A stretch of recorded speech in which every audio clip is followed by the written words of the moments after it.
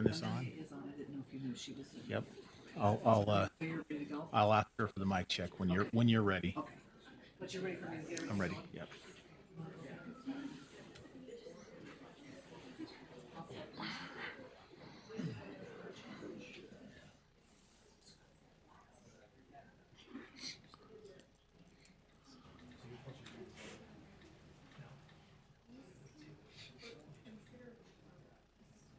Who's recognition?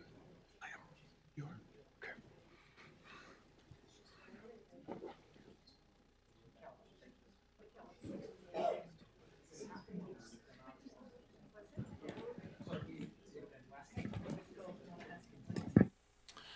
All right.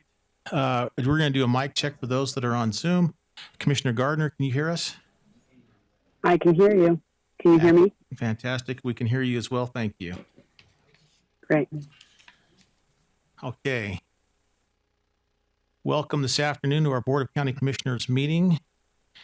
And as always, we start with a prayer, reading, or thought, and also Pledge of Allegiance. And we look to the audience. We have a volunteer, Linda Walton. She's a chaplain, and she is offered to say do the prayer, reading, or thought. And is there anybody else who would like to lead us in the Pledge of Allegiance after she's done? Anybody? Okay. Go ahead. Thank you. Rejoice in the Lord always. I will say it again, rejoice. Let your gentleness be evident to all. The Lord is near. Do not be anxious about anything, but in every situation, by prayer and petition with thanksgiving, present your request to God. And the peace of God, which transcends all understanding, will guard your heart and your minds. Finally, brothers and sisters, whatever is true, whatever is noble, whatever is right, whatever is pure, whatever is lovely, whatever is admirable, if anything is excellent or praiseworthy, think about such things, and the God of peace will be with you. Let's pray. Our dear Father, we are so grateful for this honor of being together to help with your community here in Utah Valley. Father, we pray that wisdom will be here and that your blessing will be on everyone here, and that we can walk away from this meeting knowing that we have done everything we can to help those that are neighbors in our community. We are so grateful for this chance to talk to you, and we pray in Jesus' name. Amen. Amen. Amen.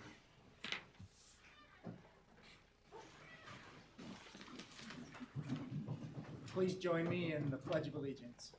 I pledge allegiance to the flag of the United States of America and to the republic for which it stands, one nation under God, indivisible, with liberty and justice for all.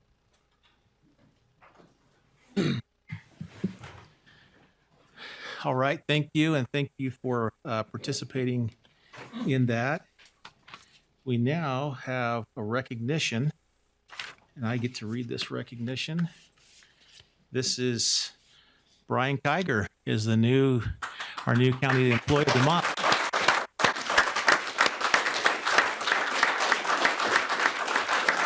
You can stand up there and bow, or whatever you want to do. There you go. Perfect. I'm going to read. There's a bunch of little bullet points with multiple people who said sometimes they said some of the similar stuff. So I'm not going to repeat it over. I'm just going to read a couple of them. It said Brian Kiger has been nothing less than a lifesaver to me for so many reasons. He is essential in the smooth running of the audit audio visual for the commission meeting, department head meetings, and I'm sure many others.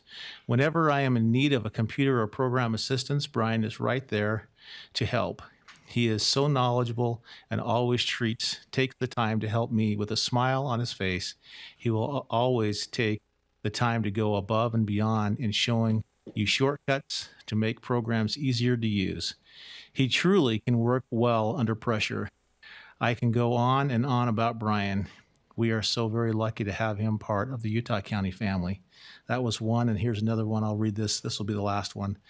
Brian has really brought a wealth of information when it comes to IT. He is always quietly just working through problems for us here in community development. When I have had issues come up at the beginning of the Planning Commission or Board of Adjustment meetings, he has calmly got all the computers and laptops working. We appreciate him texting to make sure that the Zoom is working correctly during an important meeting. He even called in and could see right away that I needed to do to make it right. He has his after hours. He did this after hours. I will ask him questions about applications. He always has had ideas or suggestions. We really appreciate all that he has accomplished for our department. So those are two, and there's multiple others. And so congratulations for the Employee of the Month. You get your picture taken and be up on the Wall of Honor, County Wall of Honor, for a period of time. And thank you. Anything that you'd like to say? Not much. It's been a joy working for the county. Thank you. All right. Fantastic.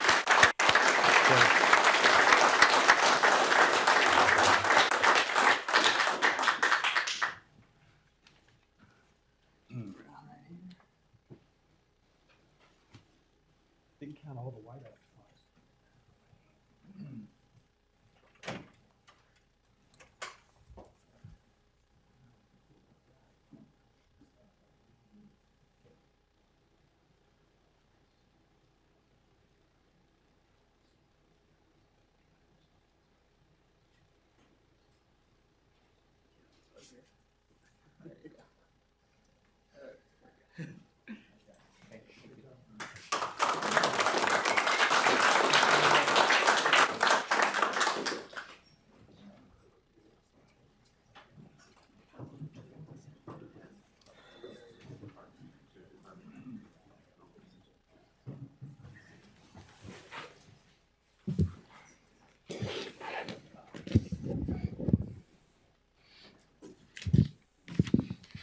All right, thank you.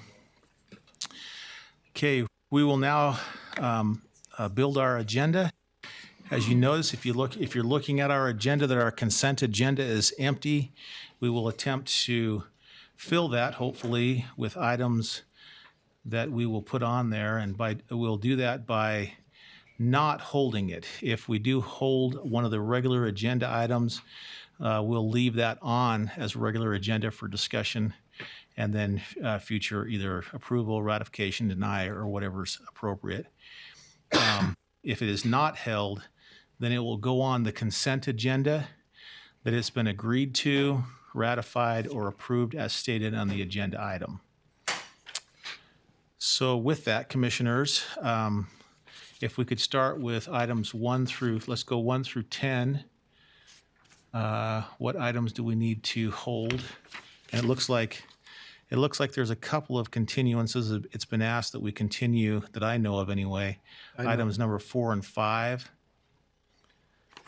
On the, depends which version you have. I've got 5, 6, and 7 have been asked to be continued. I'm going off the published. So number 4 is to approve or deny an amendment to the Utah County Land Use Ordinance, Section 14-1-2. It's to permit shared wells. Mm-hmm. That's number 4 on our published agenda. They're asking to continue to November 10 to same thing with 6 and 7. Or excuse me, 4, 5, and 6. Okay. I would rather that we not continue number 6. Okay. We can certainly discuss that. Hold number 6. Okay. Continue 4 and 5. Okay. To November 10. Hold number 8. And hold number 10 for action. Any others? Those are the only ones I had. Okay. How about 11 through 20? Let's see. I'll make sure I get that. Number 11. Number 11.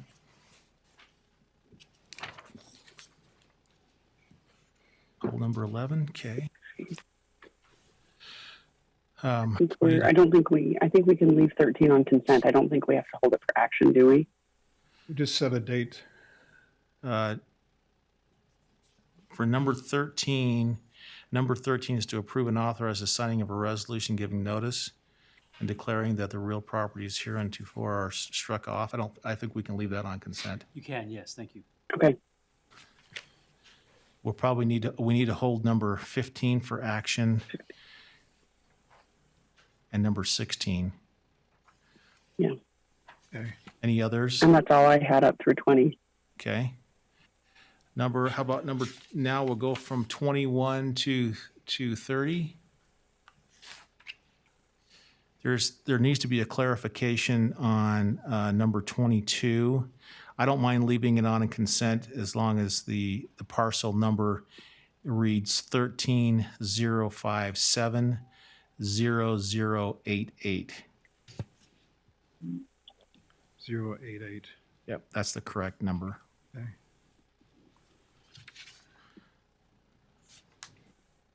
And then, is there any, let's see, whoops, turn the page. And then another question I have, actually I have a question on number 29 and 30, or 29 and 31, but I think we can leave it on consent. It's just, it says approve and authorize the signing of all documents related. And at 31 says approve and authorize the signing of all documents. And I'm not sure who's signing those. Probably you. Yeah, it would be the chair. There's two documents, I believe, on each. One is the application and one is a letter. Okay. I believe it should be the chair that would sign both of those. Okay, usually I just see that on there. So I just want to clarify that it is going to be the chair that signs those. Because sometimes we have you sign them, so I wasn't sure. I think these are set up for yours. Okay. So I'm fine with leaving those on consent, that they will be signed by the chair. Any others there? No. Okay. We talked about 31, 30 through 34. Any others that we have to hold? Just the resolution would be 34. 34, hold number 34, okay. And then we can strike, well, as far as I know, we'll need 35 and 36. Are there any others that we need? I'm unaware of any others. Commissioner Gardner, any 35 and 36 for closed meetings? And then, And those are the only two I'm aware of as well. okay. So then we'll leave it on consent to strike 37 and 38. And for 35 and 36, we will approve that and set that date, time, and location as stated in 35 and 36 for closed meetings. Anything else, commissioners? Nothing here. Okay. Alice? Okay. I have that we're going to continue agenda items number 4 and 5. We're holding 6, 8, 10, 11, 15, 16, and then if I could just verify, Commissioner, on 22, it is on consent, and that parcel number is 13,057,0088. Yes. Perfect. And then we're holding item number 34, and then as far as the closed meetings, we're going to hold as stated items number 35 and 36, and striking 37 and 38. That's what I have. That's good. Okay, with that, all the items that we did not hold, then will go on our consent agenda to be approved, adopted, or as stated in on their agenda item. Any questions to that or any comments to those that we put on consent? Okay.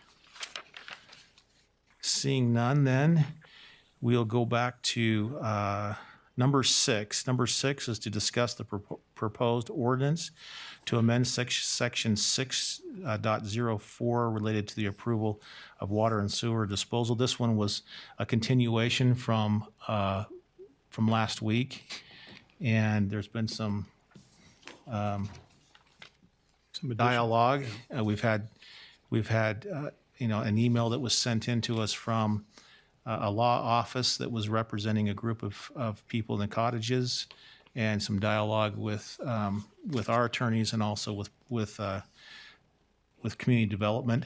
I wanted to state before we get into this conversation, and Bryce, I'm assuming you're going to come up and talk on this, or that there's two areas that we're looking at. I want to make sure that we separate them somehow. First, we're looking at our ordinance, and our ordinance is one section of this. The second section is the form, and that's another issue for another time. The ordinance is what we're looking at, and I think sometimes we blur those issues just a little bit together and wanting to put things that we have in a form in our ordinance. And so I just wanted to kind of state that, and if it's unclear, we can talk about it a little bit more, but it's mainly that this ordinance is something that is county-wide, and it will apply county-wide, and different forms, that you go through for an application for a building permit, or in this case, to look at what it looks like with water. It can change because our county, although our county is close together, it's not always the same. Things that are going on out the canyon or things that are going on out in the desert are not exactly the same, and so the form can't be exactly perfectly the same. Because if it is, then we're going to have problems in one area or the other area, apparently, at times. So I just wanted to state that as we're having this conversation. So if we say, well, we're talking about the form or we're talking about the ordinance, that we stay on the ordinance side. So, Bryce. Bryce Armstrong, Community Development Staff. I think maybe how we can start is I can let Mr. Moore from the Attorney's Office address the letter that was provided to the commissioners. If you recall where we kind of left off last week, the original version had 3 subsections, A, B, and C. I think the commission had discussed, the possibility of eliminating subsection C, which referred to the expert statement, and just deleting that from the proposed amendment. There was some concern expressed still from A and B from certain citizens that lived up the canyon, and since that meeting, you've received a letter and some language that was proposed from an attorney, and I'll let Mr. Moore kind of address that, and then we can kind of circle back to the proposal. So Rob Moore, Utah County Attorney's Office. Let me first address the letter that you received on Monday afternoon from an attorney representing an HOA up the Hopple Creek Canyon. The letter from the attorney had a proposed language for 6.04. If you read down through the language as proposed in Exhibit A, what you basically see was the proposed language for the form that is contemplated to be signed by property owners and recorded on the property. And the proposal by the attorney was to make that proposed form language part of our ordinance. I think the instructions we received from the commission in the past is we're not trying to do that. We wanted to have some flexibility as to that form. And so I think there's some good language in what that attorney provided, but I don't think that the ordinance itself ought to be burdened with the language of the form. So what we have pending before you now is 6.04 with proposed 6.04, what the Planning Commission recommended. Bryce mentioned that he has taken the liberty of knocking off subsection C, even though you have not voted for that yet. There are some other options as well. Subsection A of 6.04 currently, as it reads now, would have the county attorney's office approving the form. That would be signed by the property owners, and that form would then, again, be approved by my office. One option you could do is you could change it from the county attorney's office approving that form to the county commission approving the form. So then you could still approve 6.04 even today, and then you could have the form that's going to be recorded against properties. We're not talking about existing properties. We're talking about new properties that want to build on those properties. When they come in for a permit, they would have to sign the form and record it on the property, giving notice. This is not just up one canyon, this is in the entire county, giving notice that there is an adjudication pending that's still pending in 3rd District Court. And that gives notice to them and also to future purchasers of that property that their water rights could be affected by that adjudication. That form could be, as I said, could be approved by the county commission as opposed to my office. That way you would have another opportunity to take a look at the form before we start having property owners sign off on it. That's one option, and we had a discussion with Commissioner Lee earlier today about that option. I think Commissioner Lee, in our discussion, also had some concerns on subsection B, which is contemplated. Subsection B is if you lose your water, you need to find replacement water. And we tried to make that about as flexible as we can, because obviously that's a dire situation. If someone were to lose their water, that's not what anybody wants, including, especially the county, and especially the homeowners, that they don't want to lose their water. But if that were, in the unlikely event that were to occur, then we've tried to make it, say, as flexible as possible as to what, you're going to have to find replacement water, but we're not telling you where to find it or those kinds of things. I think Commissioner Lee expressed some concerns that we had these 5 exceptions, and maybe we ought to simplify that into one. And so Bryce has taken the liberty of drafting a version that would do that. And it would be simply removing the last part of subsection 6.04B that says subject to the following, and replacing it with, let me go back a little bit. If you follow along, it says that then a replacement source of water shall be provided that meets all applicable requirements for quantity, pressure, flow, and delivery required for the original structure or use. And what that means is, if you lose your water anywhere in the county, in the unincorporated county, you have to replace that water in the amount and the pressure and flow that you originally had. So you don't have to meet necessarily current requirements, because they might be different. You have to, it essentially grandfathers you into what you had at the time that you, when you lost your water, what you originally were approved for. So that's the intent here. I've gone a little bit over and trying to bring everybody up to speed a little bit, but as far as that's what we could do to simplify and remove subsections 1, B, 1, 2, 3, 4, and 5.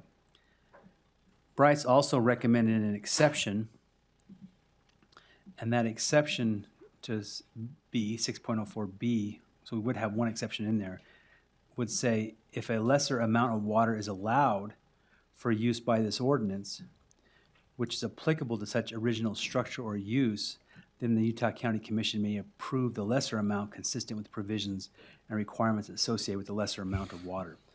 And what that means is, if someone were to lose their water and replacement water is needed, but it's been determined that our ordinance doesn't require as much water as they used to have. They used to have 2.95 acre feet of water, and and the current ordinance only requires 1.95 acre feet of water. There's no reason to require them to go back and meet the original. They can meet what the current ordinance provides if the county commission approves that. That's what that exception would do. So it would give them the benefit both ways, right? They would have the benefit of being grandfathered to what the original water requirements are if they've increased, and they'd also have the benefit potentially of, if the water requirements have decreased, they could possibly get the benefit of that as well. Again, this is trying to be helpful. It's required to have water to live in a home, and that's kind of a given. I think there's no question about that. And this is trying to make that it's an unfortunate situation, but if it does happen, we want it to be as painless, as possible. And so we're trying to work with folks to try to make that so that they would be able to take advantage of whatever either our current ordinance is or the grandfathered provisions are. So that's the thought process that we have with Commissioner Lees. We talked about this earlier today. Again, just to recap, 6.04 A and B is what's on, I think you're looking at today. The provision provided by the attorney basically tries to put in ordinance the language of the form, and we suggest that we don't do that. That gives you some flexibility on what that language would be in the future. We could modify 6.04A from county attorney's office approving the form to county commission. That would allow you to be in control of what that looks like. And then under 6.04B, we could simplify that a little bit, that just basically allows you to use grandfathered quantity, pressure, flow, et cetera, if you lose your water. And two, if a lesser amount is somehow approved by the ordinance, it lets you take advantage of that as well. So I've said a lot of things. Questions that you might have. Did I miss anything? No. Go ahead. On subsection B, if we wind up losing water, do we need to require them to replace it? Or can they just nail up the door and leave the house? Well, they could do that, yes. I mean, in order to live in a home, you have to have water. And so that would be an option, is that you don't have to live there anymore. So I'm looking at the language in B. If they are out of water, the requiring piece is, I just want to make sure that they realize that they have to replace it, but anyone living at home already knows that. Yeah. And I'm just anxious about the county requiring that they do it, what they will do anyway, unless they abandon the home or sell it. Yeah, and again, I mean, we're talking worst case scenario here. Yeah, I'm talking very extreme here, but just as a... It gives me heartburn even thinking about it, honestly. So, This is Bryce from Community Development Staff. I think to your question, Commissioner Sakovic, subsection B is subject to the original 6.04, which basically says that no residents or other use using these type of facilities shall be used or occupied. And so obviously if it's abandoned, that use is abandoned, and so those requirements are no longer needed. And so if they willingly say, we don't want to try and, for whatever reason, we can't find the replacement water and we don't want to utilize the house, then I don't think that requirement's in place anymore. That makes sense. It does. I just don't, this is extreme, the whole valley dries out because we are in a desert, and water is scarce to find, and we can't replace it. That's what I'm anxious about, if we're prevented from replacing. yeah, and just a reminder that the county itself would not be the ones who would be taking the water. It'd be the Utah State. It would possibly be the state or a court might do that. I mean, it could be different ways of doing that, but I can't envision the county ever being the one who takes someone's water. All right. The only other thing I would add, this is Bryce again, has been some discussion in the past about exempting out existing structures and uses. That language, I've prepared some language if the commission wants to go that direction, particularly exempting out the disclaimer form, waiver form from being signed and recorded on the property for any existing structure, just when they come in for a permit for remodel or addition. We've got some language prepared that could accomplish that if that's the desire the commission wants to go. And that would be under A. Yes. 1. Yep. Basically. Yep. Basically an exception to A. Be underneath A. Yes. which would read this form, talking about the form, that is maybe more specific than the ordinance.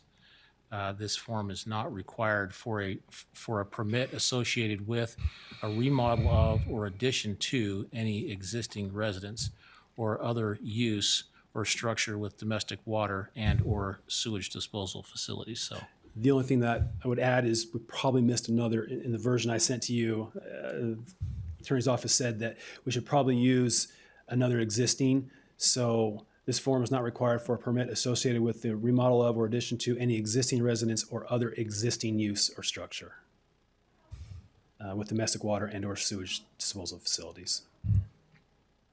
Interesting. Okay.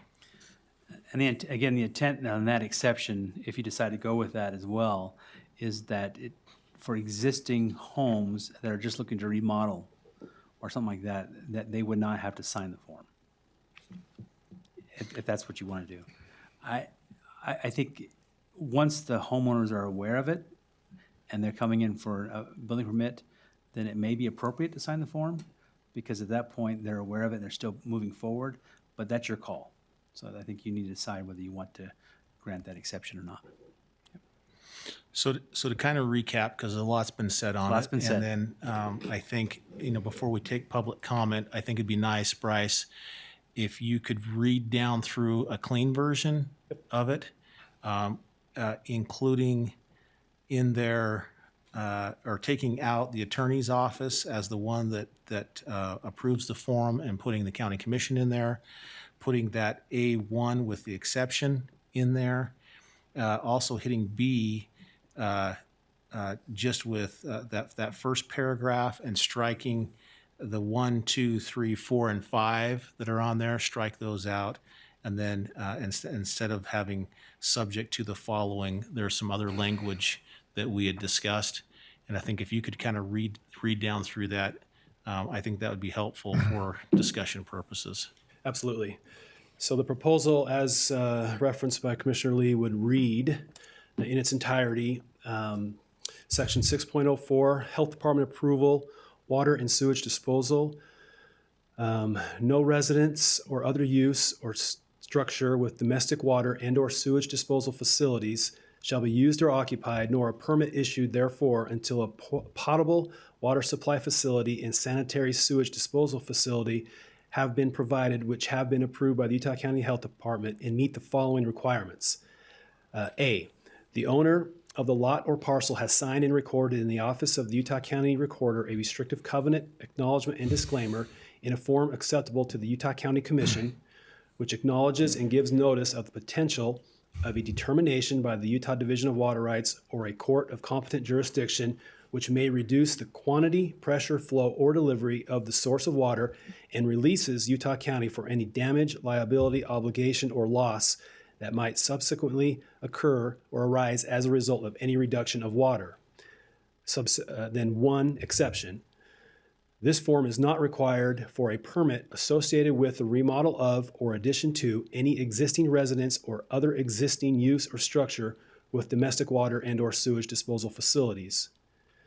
And subsection B reads, if the source of water is subsequently reduced or eliminated below the required amount for the subject structure or use through a determination by the Utah Division of Water Rights, by a court of competent jurisdiction, or for any other reason, then a replacement source of water shall be provided that meets all applicable requirements for quantity, pressure, flow, and delivery required for the original structure or use. Then subsection 1, exception. If a lesser amount of water is allowed by this ordinance, which is applicable to such original structure or use, the Utah County Commission may approve the lesser amount consistent with the provisions and requirements associated with this lesser amount. Thank you. And the intent of this is primarily first a notification to anyone who's going to get ask for a building permit. It's two, going to give an exception on there, for those who want remodels or additions. They don't have to go through this process, and that if there is a loss of water due to a court or the drinking water, the state, that there will be they will look to provide or acquire water to meet the minimum standard that they agreed to during the permitting process. And then there's an exception in there also that if the county lowers that standard, from whatever it was during the permitting process to a lower standard, they can capture that. The homeowner can capture that. Yep, I think that captures all that. Okay. Further comments from the commission? Just on the pressure part of it, if I'm trucking in water, I might not have pressure for a particular season as I normally have in my taps. Does this allow for trucked in water to be able to be used in place of a tap if it came to that? So I may need to defer to the health department a little bit on this. I believe the state prohibits the permanent use of hauled in water. I think in an emergency situation. Emergency state, yes. And so this is contemplating the permanent source. Okay. So if there's an emergency, I don't think they'd be subject to that as being their permanent source. Okay. That's. Commissioner Gardner, any comments there before we open up to the public? No, I think it makes sense. I know that some of the folks were frustrated about us asking them to sign the form, but this is not the county taking away their water. This is us informing them that there could be a problem, and I think it makes sense. We've received, I'm assuming you guys have received as well, and I've received several emails this week from other residents in the canyon who support this measure for new development. And I continue to support the measure for new development, and I think it makes sense to have them sign the form, make them aware, and ensure that people do know that the state has oversold water rights and there's a chance. So I fully support this, and I think the majority of the residents in the canyon do as well. Okay, thank you. We'll open it up for discussion. How many people would like to, just out by a raise of hands, how many would like to comment on this? 1, 2, I'm counting 3. Okay. No on Zoom, none on Zoom. Okay, how about if we give 3 minutes? Will 3 minutes work for your comments? Okay, we'll give up to 3 minutes then for comments, and we've got 3 here. Come on up.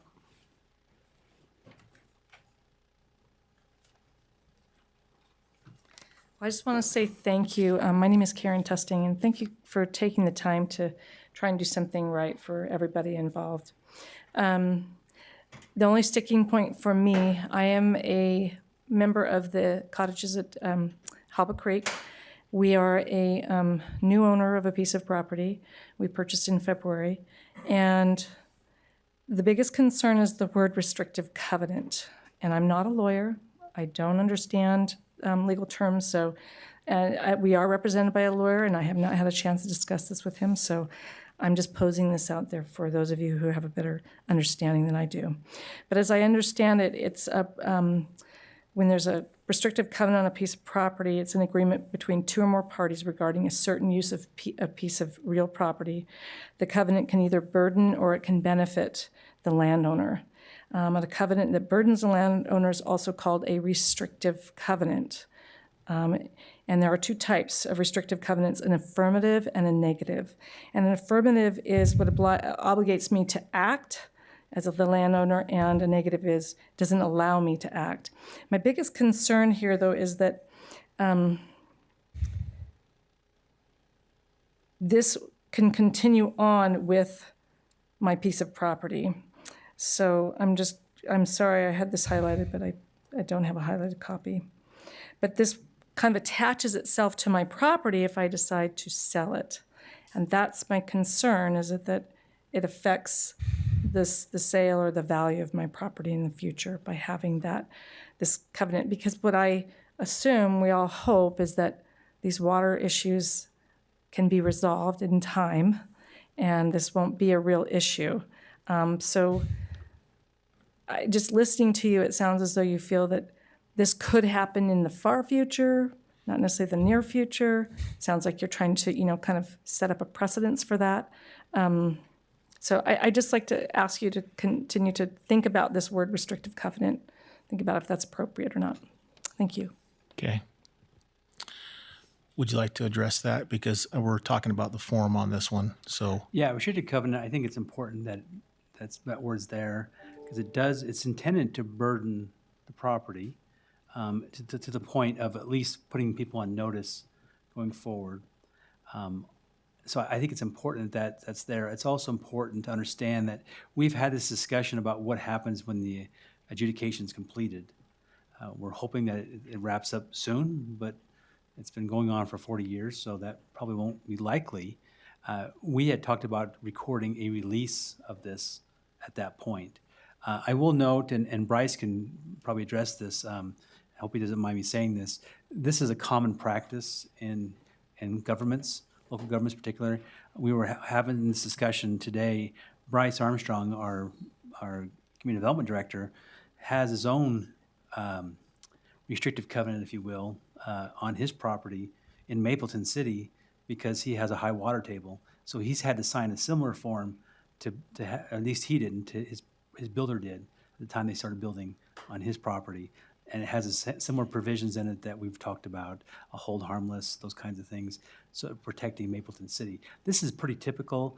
When this whole problem came up in January and you instructed the county to, the county staff to start working on this, I mentioned this before, but I placed a phone call to the Property Rights Ombudsman's office, and this was the recommended course they gave us, was to go this route. In fact, they used Wasatch County as an example of that and mentioned how they had this kind of a form, not on water, but on a different kind of issue, and suggested that we look at that. So this is the road we've been going down all along, is to put people on notice, because what you don't want is you don't want people to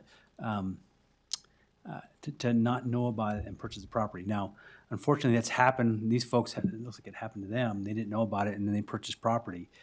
But this form itself will not necessarily stop them from getting a mortgage. Bryce has a mortgage on his property. Sorry to tell everybody that, Bryce, but even though he's signed a similar form.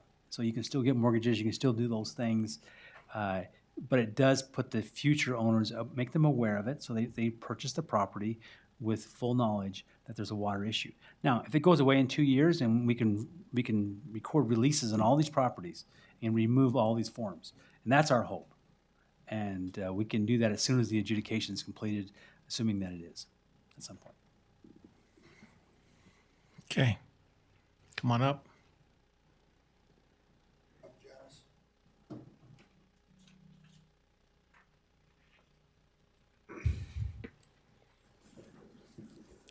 My name is Janice Reeb. I live at 146 Hobble Creek Canyon Road in Hobble Creek Canyon. I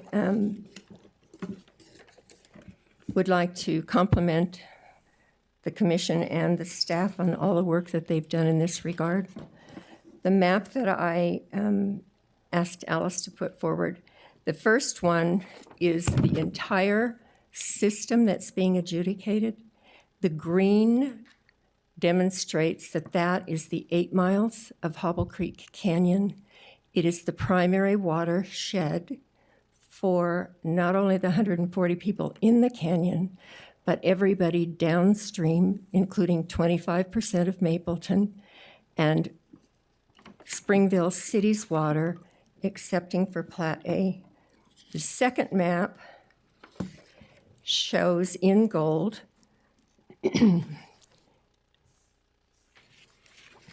Whittemore Canyon watershed. That's where the primary issues are regarding the cottages, because they are in that area. And it also shows that gold is CE2, and it's surrounded by CE1. And the purpose of those two zones is to preserve watershed, et cetera. You know the drill in the statute. I'd like to call attention to the fact that if you look at the comparison of the Whittemore Canyon watershed to Sundance, it is only second in absorption area, et cetera, to replace the watershed. I understand that this is about replacement of water, should that become a necessity. I would like to make a suggestion regarding an earlier process for people who are doing subdivisions, for example, or who are building homes. And in Chapter 6, this is an old one for large-scale developments, there are options where there is a planning committee formed and any other party having pertinent information when requested by the zoning administrator could become part of that. And that would include people who have particular knowledge about water rights, so that some of these problems might be avoided in the very beginning. I would also like to call attention to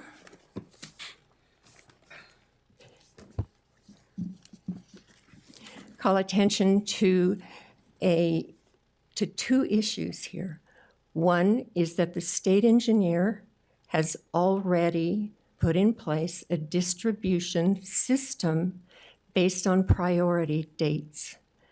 In particular, the well that the cottages depend on have 3 sources that are below, that are not high enough priority to escape being shut down.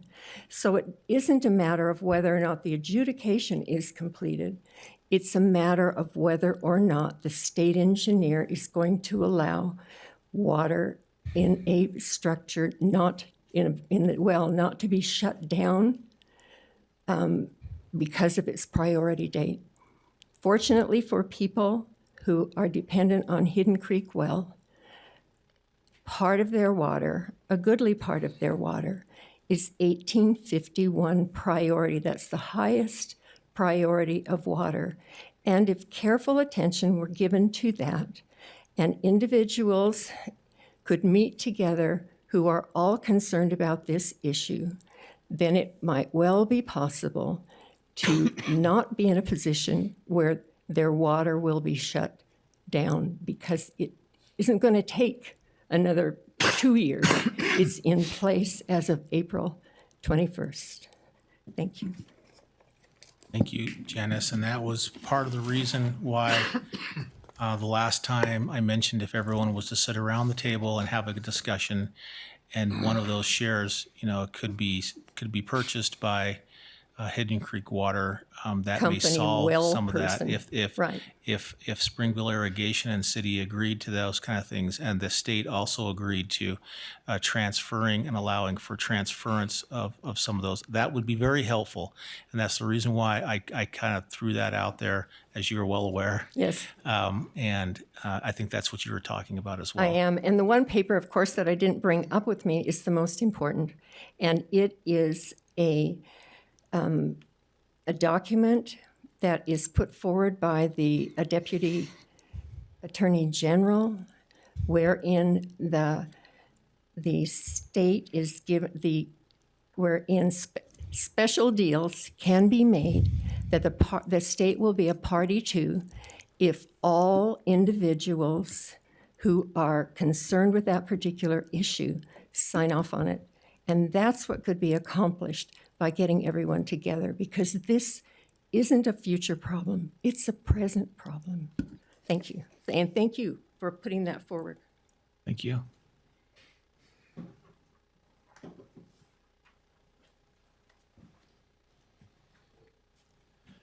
Good afternoon. My name is Grant Sumption. I reside in Springville, Utah, and I own property in Hollow Creek Canyon.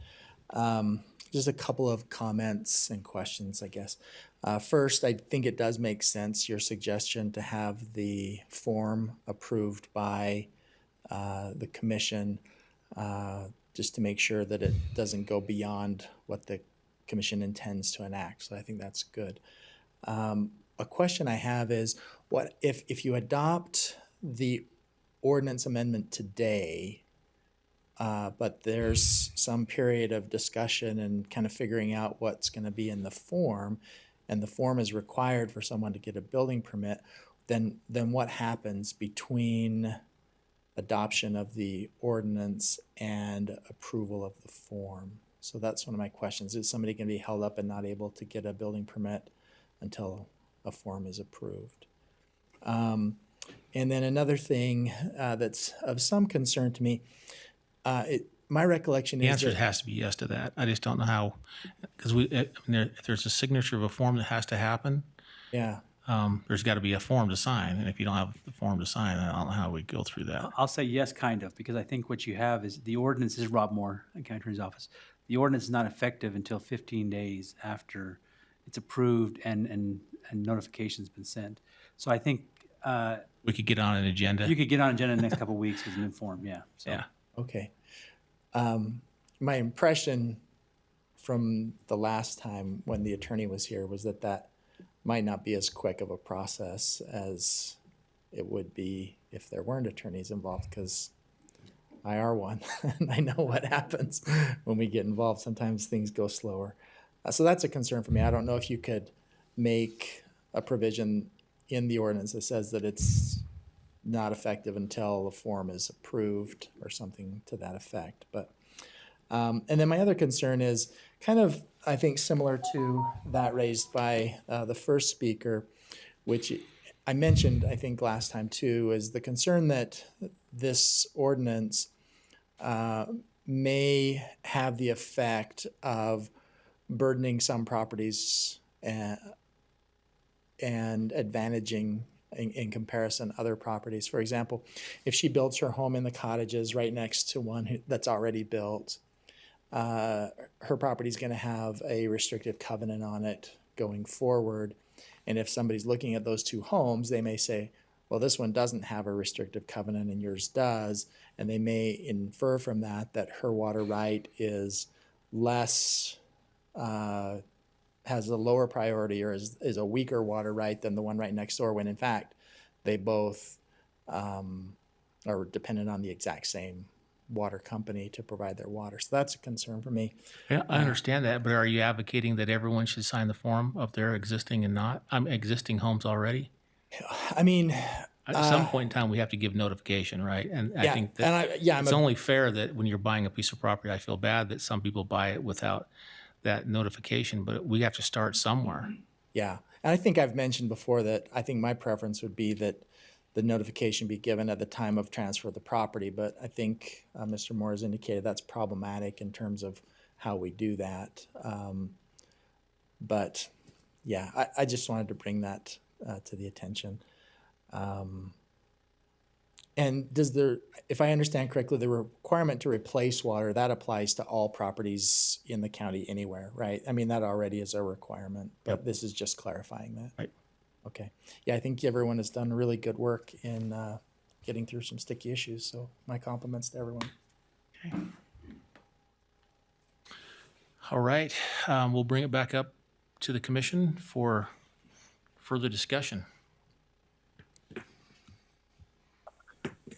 Yeah, excuse me, I was just going to say that I think it is a sticky situation. I think we're all put in this situation and it's very difficult. And I really appreciate the input from the residents who are in a very difficult situation. I can't imagine when I was on my farm and had my water rights, knowing that there's a potential that the state could take away my water rights and then potentially my home and way of life could be at risk.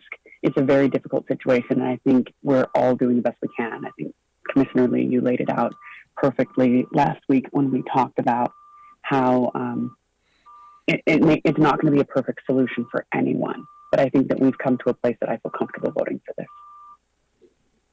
Okay, Commissioner Sakovic. I'm pretty happy with how this has all evolved in the months that have transpired prior to now.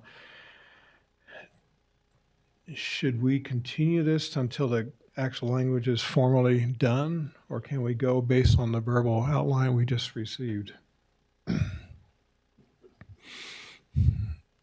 Bryce Armstrong, staff. Maybe if I can just add to that real quick to piggyback that question that was posed. So the proposal says that no permit shall be issued until such and such happens. And so if someone comes in tomorrow to have their permit, we can start the review and do the process and let them know that there's this form that they've got to sign. And if they've got a version that they've already drafted or they're comfortable with one that we've already prepared and the commission wants to approve that, then that can be as simple as putting it on the next week's agenda to approve that form. The anticipation is there's going to be multiple forms potentially. Ideally, we'd like to have one on hand at the counter when someone comes in. And if they're comfortable with that form, they can just go ahead and get it signed and notarized and then have that ready to go once their permit's reviewed and issued. Typically, when a permit's ready for review to be issued, the state requires we get that review turned around in 14 working days. We're within that mandate, but that gives us time to accomplish that in the interim. I'm assuming we'll probably work on this form rather quickly so we don't run into that challenge. But I don't think we're going to get in a situation where someone's ready for their permit to be issued and they're waiting on this form that hasn't been approved yet. Right, that's the form and I was thinking the ordinance itself. So I don't think, I think we're okay to move forward and we can be working on that simultaneously. And again, as Mr. Moore said, this won't be effective for at least 15 days. So 2 to 3 weeks yet. I guess one more, that's it.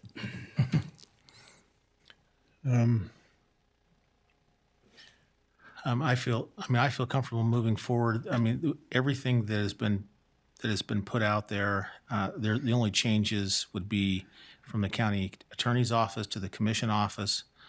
Also, there's language for an exemption on 1A or A1, talking about a form is not required for those with remodel or additions or existing residence or other existing structures.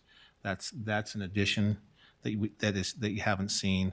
And then in B, you have the language that is under the first paragraph crossing out subject to the following, and then the rest of it is 1, 2, 3, 4, and 5, or you put an X through that. And there is also a 1B in there, which Bryce read through on, so there's not a lot of words in there. I mean, we could always do it next week, but I don't know how much, if that needs to be done or not. Well, we in the past have approved things verbally because it's all recorded. And Yeah. I'm happy to approve this. The agenda says to discuss, not necessarily approve or deny, but so we could make a motion to approve item 6 if that's the direction that Yeah, with you and the other commissioner. understanding of the red, the red version, read in version. Thank you for clarification. Is that a motion? Yes, that's a motion. I'll make a motion that we adopt or approve agenda item 6. And I'll second that motion. Okay, I've got a motion and a second to approve of agenda item number 6 as discussed and as read by Bryce in its entirety. Any further discussion? Only in case someone's confused, the online version that we're reviewing says agenda 7, but that's just a point of reference. Are you seeing it? There was one that was sent out by email that says it's 6. Oh. And online it says 7.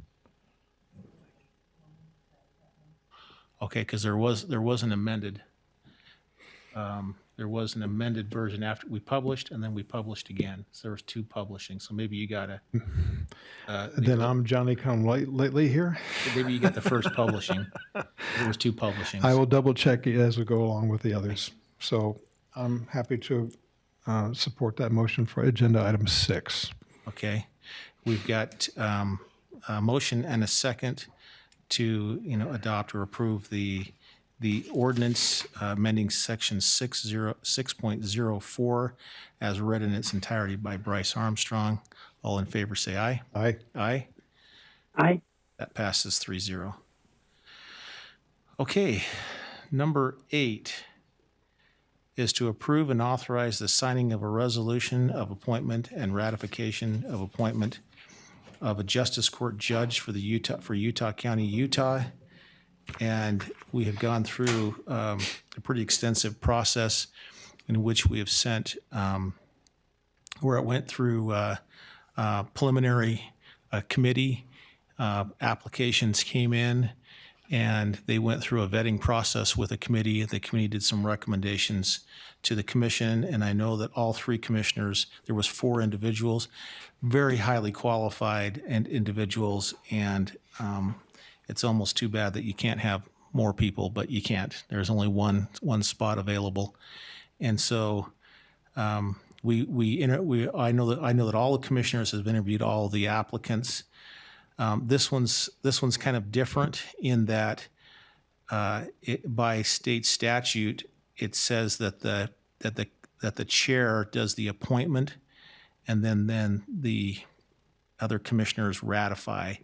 And so, unless I'm off base on this, Rob, I would assume that I would put forth a name and then ask the other commissioners for a vote of ratification. Is that correct process? Give me just 1 second. I'm checking. Sorry. That's what it says in our agenda. Yep, and that's right. That's what I was counseled on. Yep, you're right. Okay. It was an interesting process. I had interviews with 2 of them 2 weeks ago, and then the other 2 a little while ago, well, a few days ago. They have extensive backgrounds, all of them, and remarkable individuals, in great capacity. So I was quite taken by each of their insights, not specifically to yes or no to a law, but also its relevance to constitutionality on principles and other things similar to that. So we had quite a long discussion with each one of them. Yeah, I enjoyed the conversation. It was great. I had no real expectation of what that was going to look like, but I enjoyed the conversation with all 4 individuals that came before us. Commissioner Gardner, any thoughts? Yeah, I met with all four as well, and I found all four to be very qualified. All four very much wanted to get involved in the justice court because they truly want to help people, and I think that's the purpose. I think in criminal justice, sometimes people talk about punishment, but the majority of the people in the criminal justice system need help, and getting them help benefits not only them, but society as a whole significantly more than just a punishment. And I think that's the purpose of the Justice Court. And I very much got a sense from all four of the individuals that that's why they wanted to be involved with the Justice Court, that they want to help people. They know that the majority of people who are basically have a run-in with the law, the majority of them are good citizens and good people who just need some help, and we need to get them that help. So I was happy, like I said, with all four, very impressed with their desire to help and want to be a part of a solution rather than just part of a system that dishes out punishment. So I was happy with all four. Of note, some of the packages came with a summary of their history, legal history, but also it came with recommendations from a variety of people, judges, prosecutors, defenders, a variety of people wrote in support of each of them. Yeah, absolutely. So, Yep. Commissioner Lee, just to clarify, so Utah Code 78A 7202 sub 2D basically says the nominating commission shall submit at least 3 names to the appointing authority of the jurisdiction expected to be served by the judge. The local government executive, which is defined as the county commission chair, shall appoint a judge from the list submitted and the appointment ratified by the local legislative body, which would be the rest of the commission. So yes, you are correct in the procedure. Okay. So what I'll do is I'll read the resolution as the whereases and the now therefores, and I will pause after I read the name of the nominee, and then ask which I would assume, since it's a ratification and I do the appointment, that there has to be a vote taken on this for ratification, and at least one more commissioner needs to, there needs to be at least 2 commissioners, so I would vote as well, even though I did the appointment. And then if there's 2 commissioners on the ratification, that would be our next judge. Is that correct? and this is submitted back to Yes. State Supreme Court or the governor first? Again, Utah Code 78A 7202, that's the first question, is the county commission is the local legislative body, so yes. Okay. Yep. Okay, so this resolution of appointing and ratifying of appointment of, and the reason why, I'm going to stop, the reason why this is a little bit confusing and may look a little confusing is this doesn't happen all the time. So I mean, I've never seen it before. I've never been through this process. And so we want to make sure and get it correct all the way through.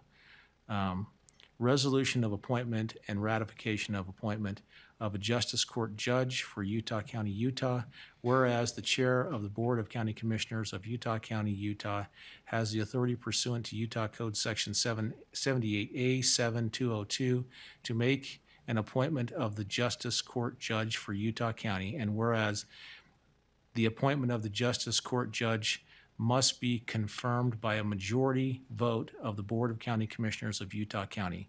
Now therefore be it resolved that the Chair of the Board of County Commissioners of Utah County, Utah, pursuant to Utah Code Section 78A 7202, hereby appoints Kelton Sean Patton as a Justice Court Judge.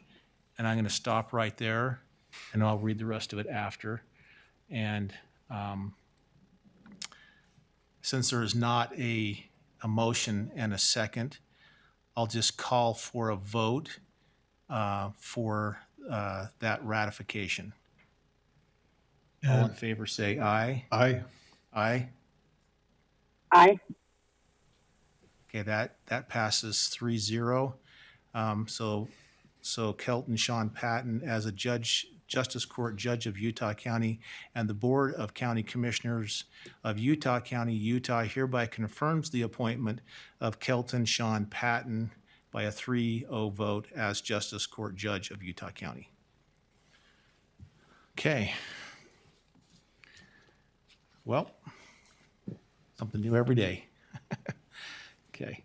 We'll now move on to number 10, which is to set a date, time, and location for a public hearing to discuss the 2022 budget for the general fund and other budgetary funds of Utah County. It's been suggested that we set that date, time, and location for November 17th. That is the suggested, there's some suggestion to that, but it is open for conversation. Depending on the load of commission meetings toward the end of the year, I was wondering perhaps should we delay this one day to the 18th of November and have that a separate item so we can talk through the budget if there's questions on the various elements or lines of each department. Okay. We could, my only hesitation is that this time and date is pretty consistent in knowledge throughout the county of when we do it, and I certainly wouldn't want anybody thinking that we were trying to do it outside of our normal operating time. That's my only concern. Otherwise, I don't necessarily have a problem with that. I haven't looked at my calendar. I'm sure I've probably got things scheduled, but If it's a public notice issue, then I don't mind leaving it on the 17th. I was just concerned that given some of the lengthy commission meetings we have, it may be well past dark by the time we get to the budget piece. Commission, Rob Moore, County Attorney's Office. One thing that you may want to consider is you already have other budgetary public hearings set for that day, November 17th. And so if you set it for the 17th for those and then have this at the 18th, it would require the public to come twice. Yeah. Potentially. So that just a consideration. so our service areas 6, 7, 8, and 9 are, We have, for example, on the 17th, you have the hearing on salaries. Is Oh, set yeah. for the 17th. Okay. So that's just a consideration that you may want to think about. And 2 weeks is too short a time to get it done by the 18th. 17th is 2 weeks from today. yeah, which we need to have. Set up a hearing. Yeah. that day. I'd prefer to leave it on the 17th. Yeah, I'd prefer to leave it on the 17th as well. People know about it, and if we have discussions that need to happen with departments between now and then, I think we can do any of those. We have 2 weeks between now and then that we can meet with those departments, and if we need to hold a public meeting to do a budget session with an individual department, we have plenty of time to do that before adopting the budget during the regular public meeting that people are used to. Yeah, I was proposing the 18th because if there's any digging, lengthy considerations beyond after our visits with department heads between the three of us, it could be lengthy, watching past budget meetings in the past. But I'm happy to leave it on the 17th. It's simple, it's already done, and we can just go ahead and go forward with that. I only brought up as a consideration. And one other thought is you could always have it on the 17th and continue it as needed from Right. that date. So And it's not like that hasn't happened. That has happened it has happened. multiple times. So we're able, now that would be new field for me, so we may continue the budget discussion if necessary then. Absolutely. Okay. Okay. Then I'll make a motion that we set the date, time, and location for a public hearing to discuss the 2022 budget for the general fund and other budgetary funds of Utah County for November 17th, 2021. That's a Wednesday. And it will be in conjunction with other meetings, but that begin at 2 o'clock that day. I'll second that motion. We got a motion and a second, as stated, to set that date, time, and location for a public hearing. As stated, number 10, all in favor say aye. Aye. Aye. Aye. That passes 3-0. Okay, number 11, approve and ratify commission's signature on agreement with the Diamond Vent and Tent for rental of tents to be used at a booth. I think, Commissioner, you're the one that held this one. Actually, I did not. Oh. Commissioner Gardner, did you hold this one? No. We have the health department, the COVID vaccine sites, correct? Right. Yeah, so health department director, could you touch on this, the tents and how they're being used, deployed? Maybe the duration? This is Ben Van Noy, County Attorney's Office. I believe Peter Quittner is on, and he can address this.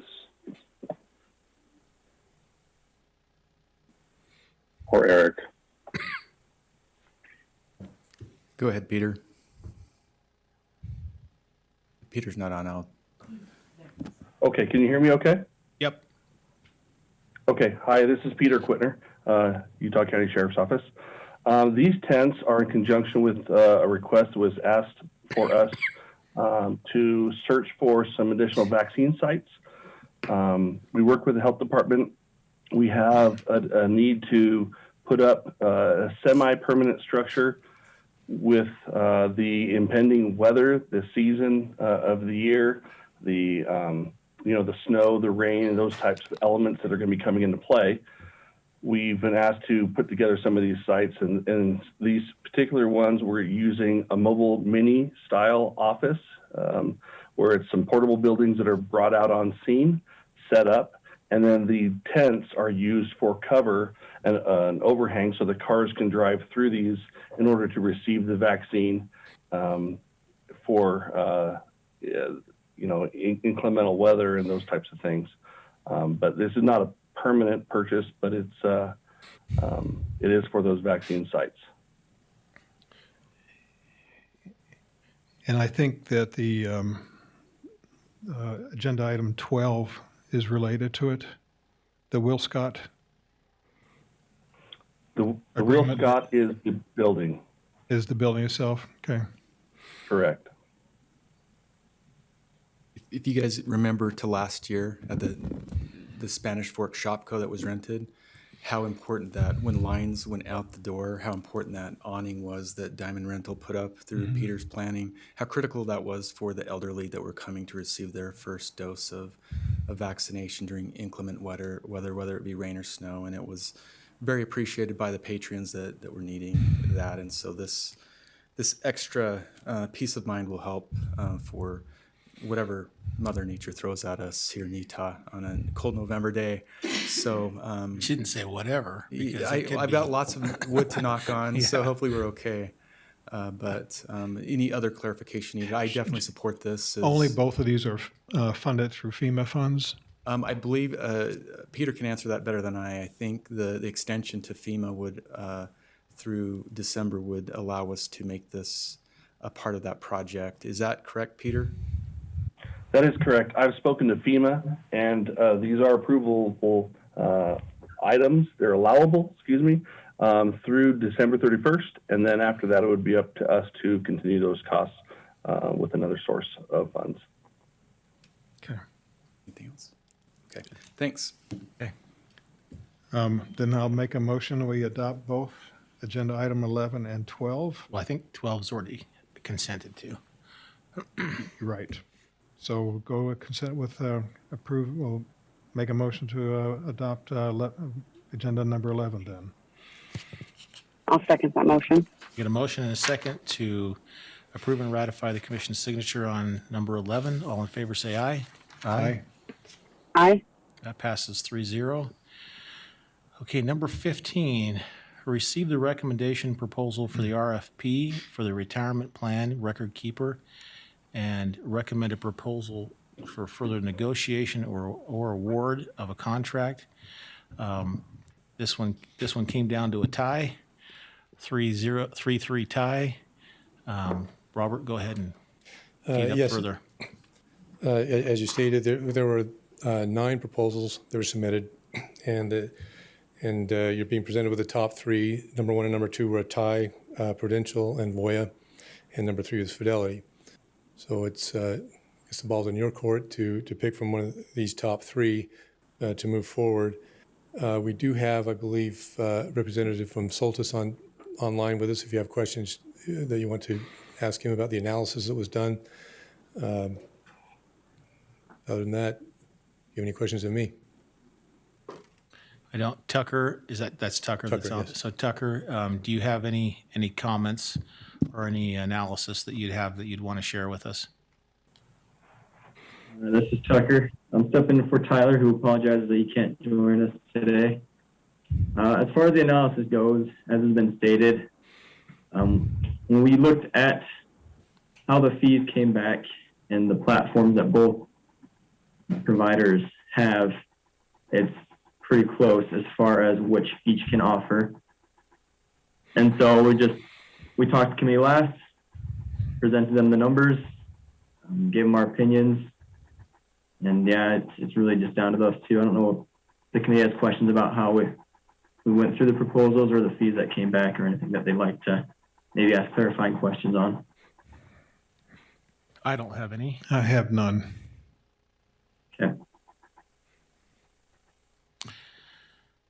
Okay, as I went down through it, and looking at it and seeing the recommendation, on a tie basis, and they were really close. It looks like either one of them could suit and do well for us, according to the committee. I started looking at other besides, some of the primary areas, and to see if I could get a separation. Ultimately, I came down on the side of Voya, and I'll explain why. When I'm looking at them, they're all qualified to do so.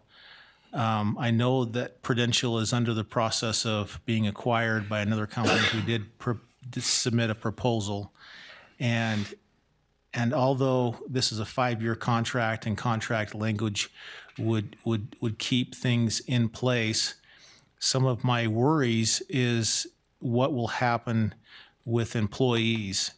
Do employees necessarily stay in place, and the processes stay in place? Maybe the outcomes are, but there's a little bit of a question mark in my mind when there's a company being purchased by another one, and Prudential will be the one that is being purchased.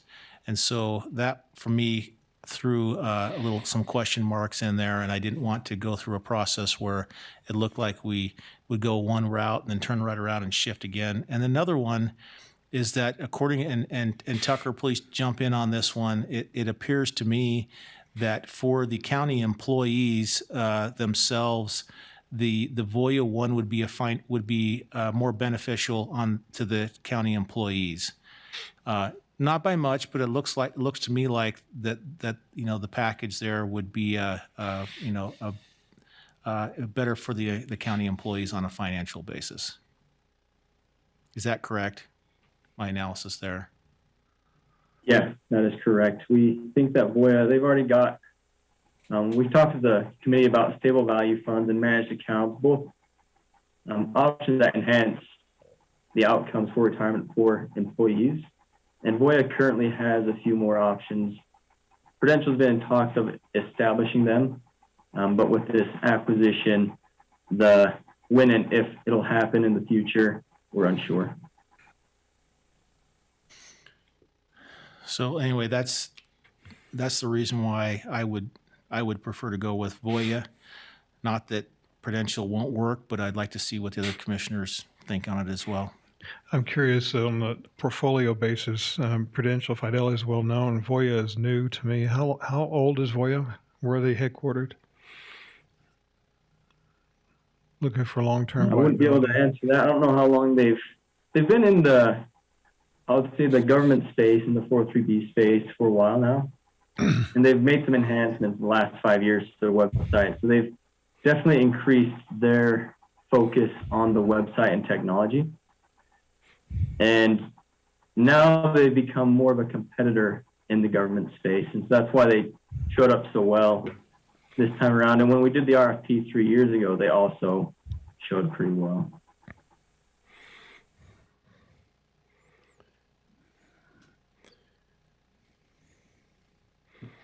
That's the only questions I had, actually. Okay. Commissioner Gardner, any questions, comments? Yeah, as I looked at them, we currently have services through Prudential, and I also worry about any transitions or any employees there. I did favor Prudential a little bit because the 5-year contract gives us such a good price for the next 5 years. Plus, even though there's an acquisition taking place, it does lock in the terms of our contract for 5 years, and we already currently are utilizing Prudential for retirement management services.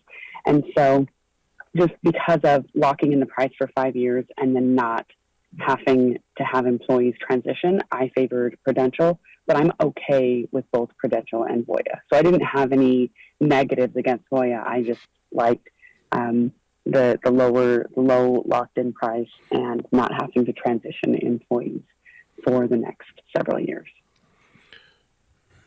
And as a follow-up, I felt the same way as she did.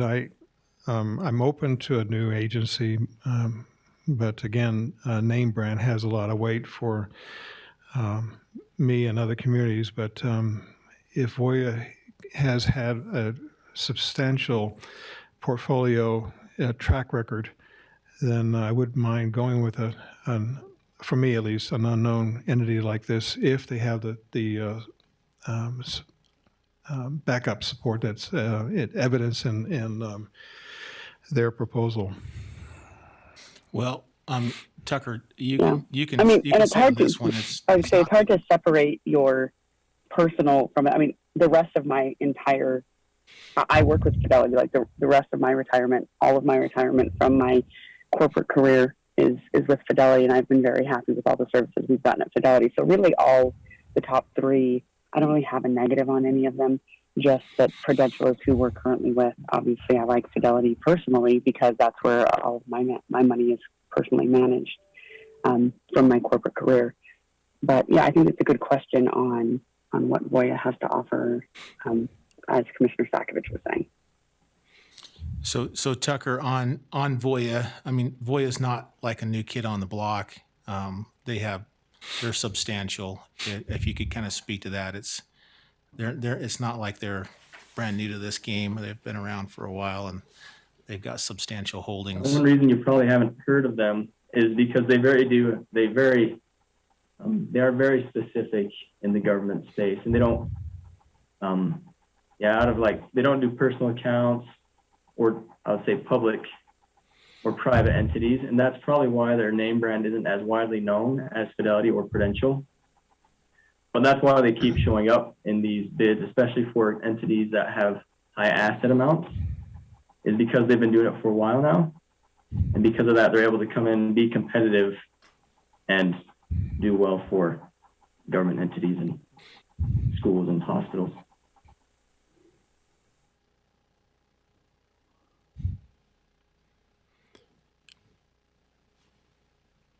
Okay. Is it time for a motion? Then, based on this, I'll make a motion that we approve Voya and award the contract to that agency for the county's retirement plan. Before I second that motion, I was going to ask Commissioner Lee, why did you like Voya more than Prudential, other than the pending acquisition? Just wondering. Well, one, they become more beneficial to the county employees as a whole. That one was kind of a tipping point for me as well.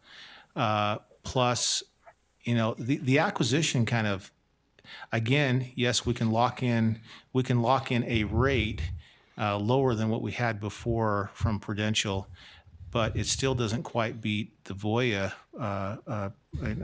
rate. And then my concern is that the company that is purchasing them was also sent in a bid proposal, and I'm not sure how that all folds in.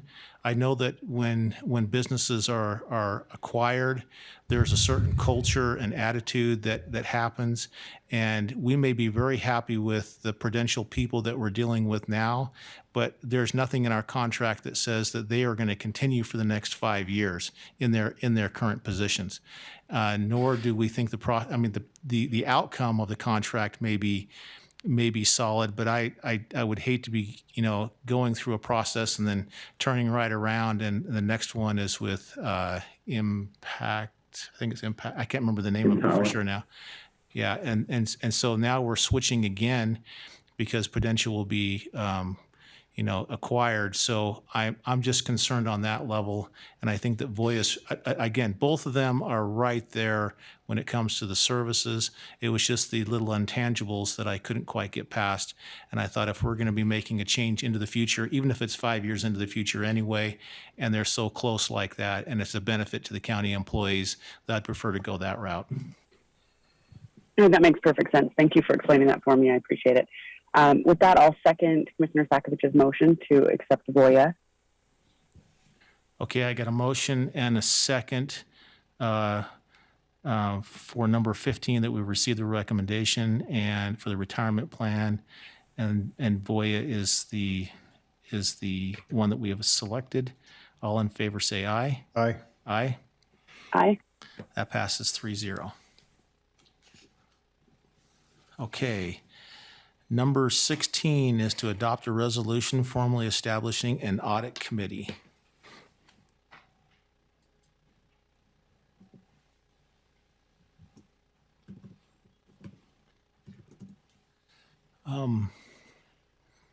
Who's going to speak to this one? Jeremy, you going to speak to this one?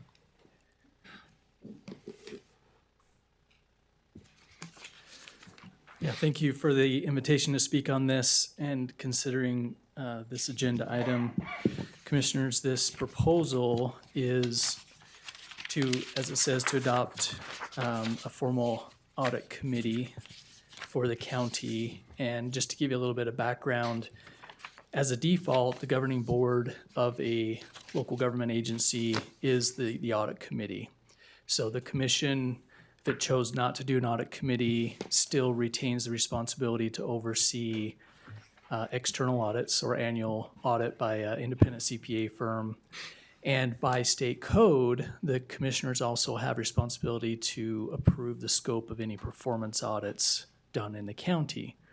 That said, the elected county auditor by statute has a responsibility to oversee and perform internal audits.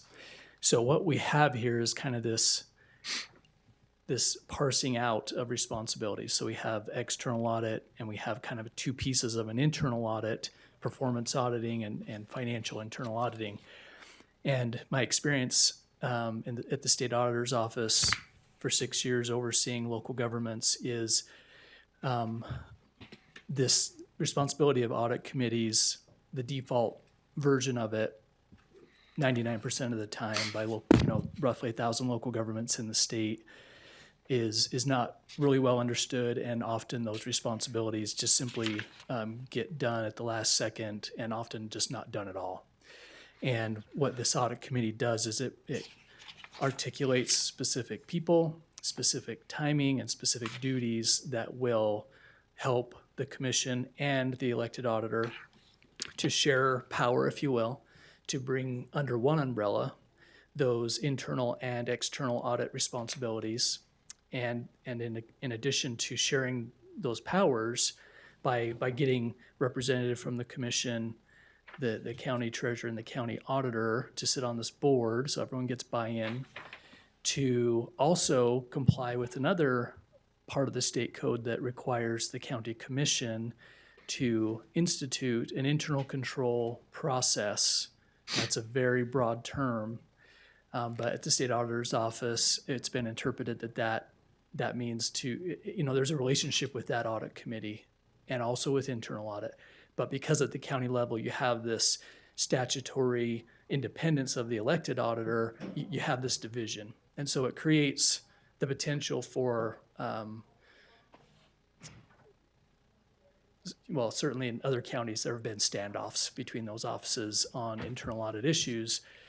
But this audit committee and what's the best practice recommended by the state auditor's office is to bring those parties all together to help everyone accomplish their state statutory responsibilities to coordinate and cooperate in this effort, which ultimately what it looks like is there's three parts to it. There's an annual audit plan for the internal audit that could, because of the elected auditor and the commissioners, could include performance audits and financial audits to be agreed upon and approved annually, which would be recommended.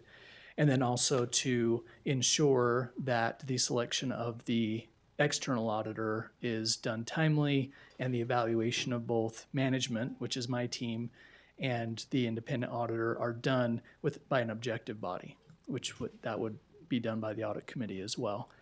So it isn't a requirement, it's a recommended best practice.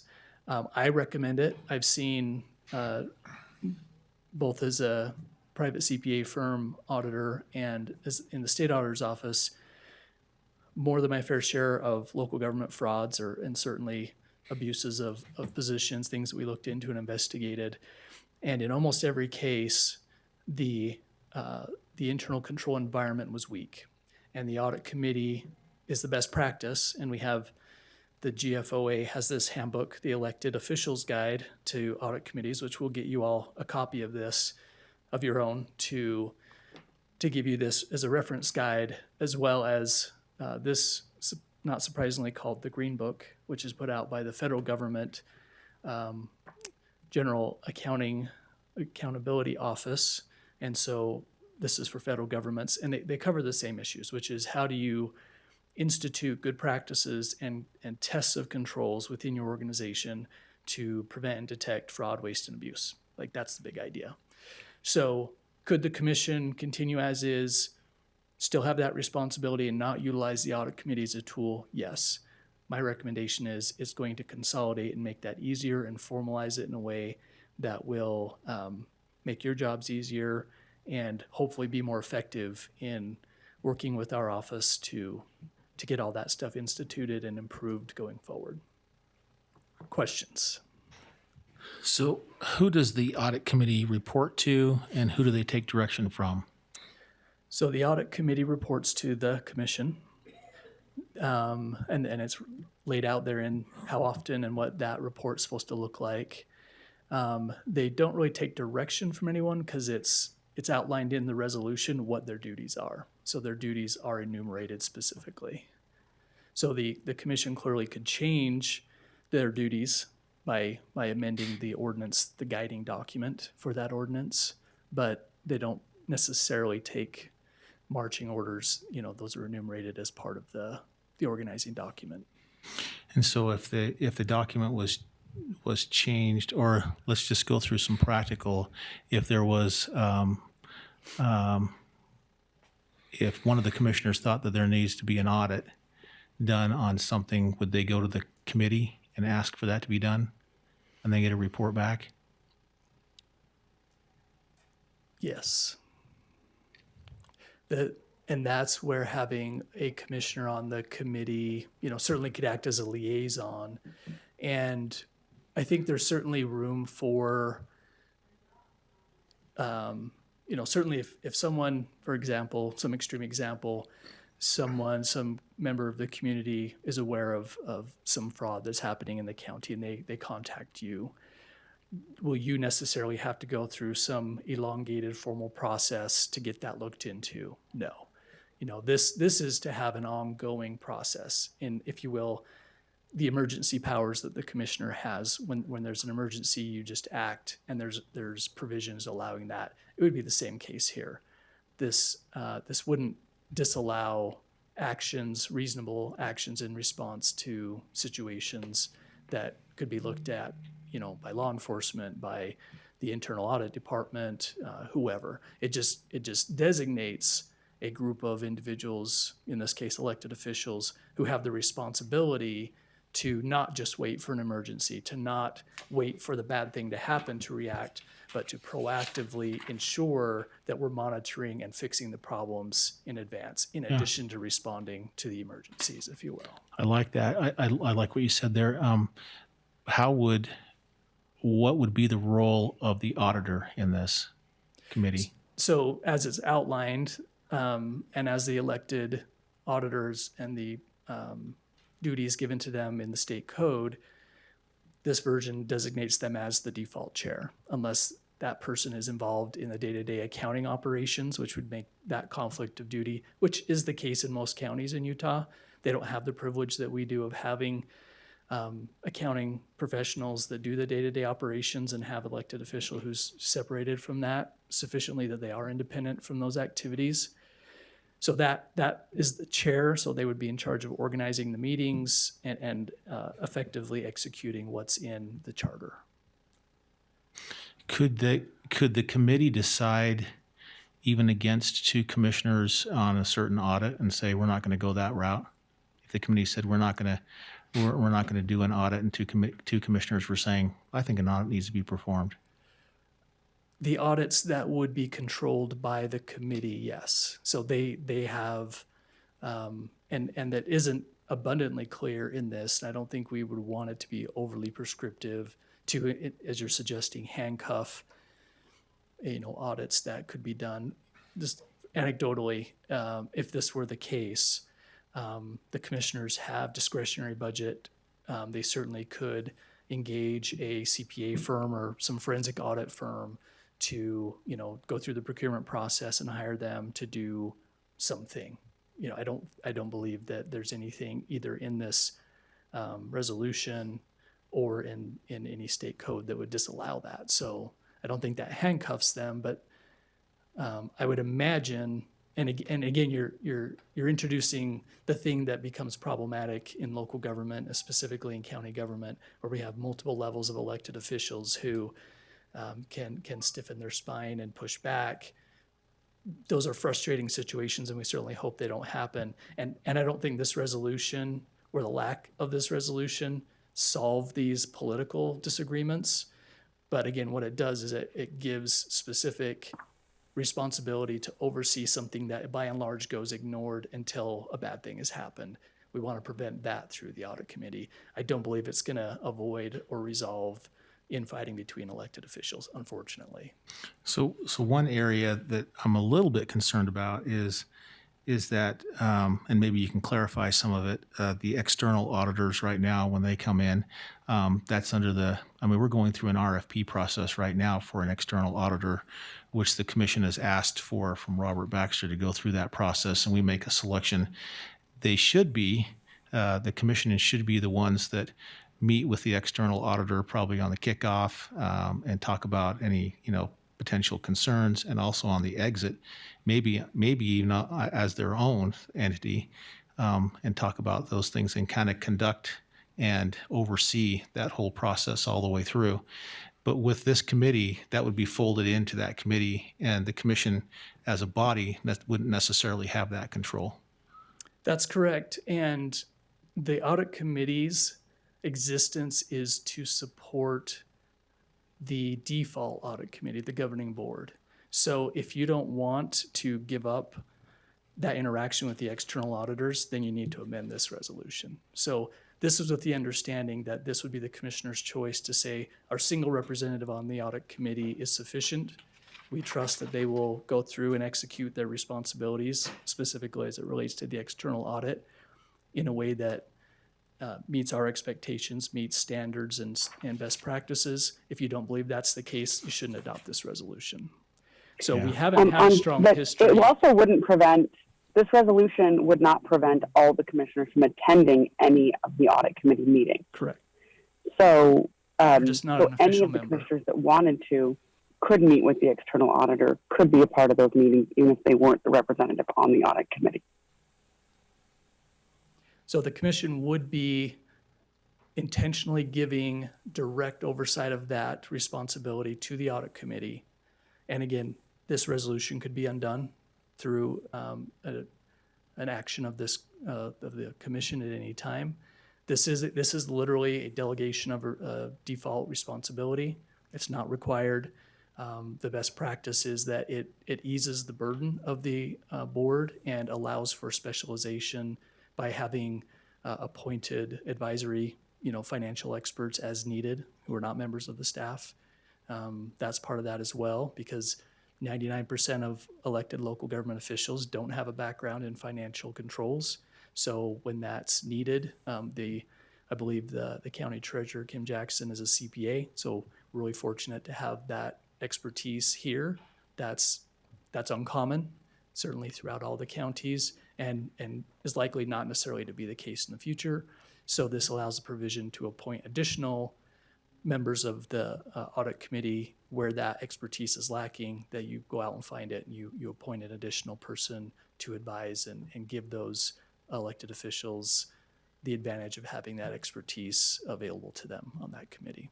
So if the outside auditor one, which is now under control of the county commission, if that was taken out of this, is there anything in here that couldn't be done already underneath the clerk auditor?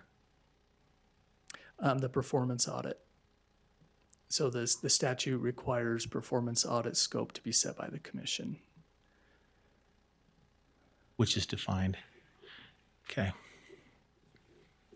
So one of the reasons that I think an audit committee makes sense is when I first came in as the county auditor in 2019, and I would meet with department heads from around the county, they were resistant at first to the concept of an internal audit, because they looked at it like your average citizen would look at an audit from the IRS.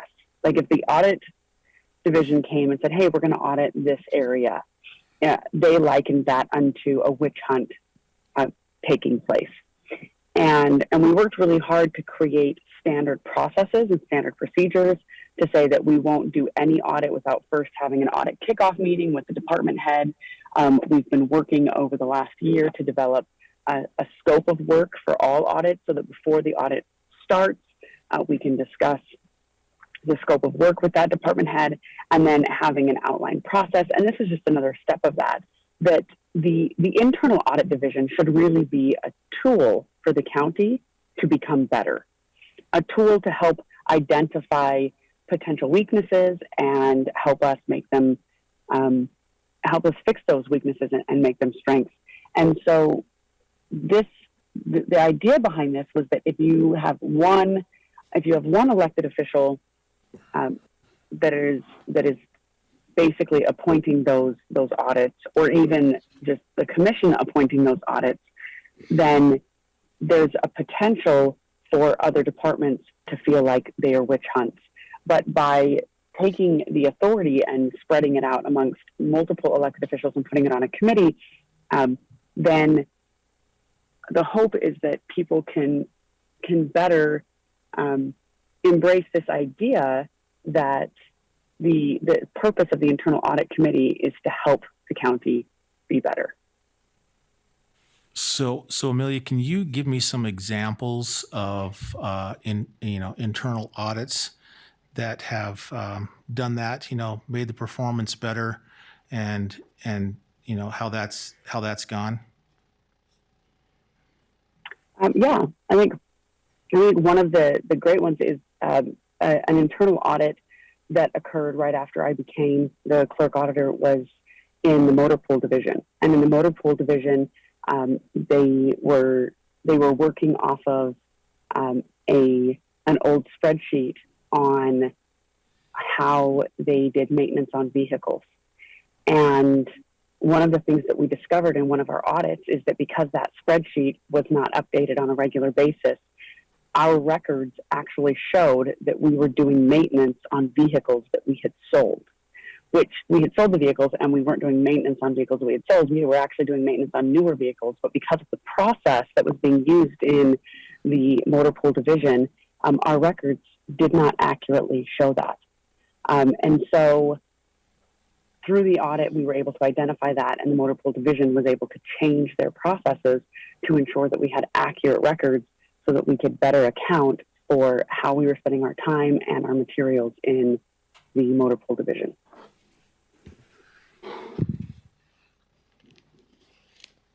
Okay.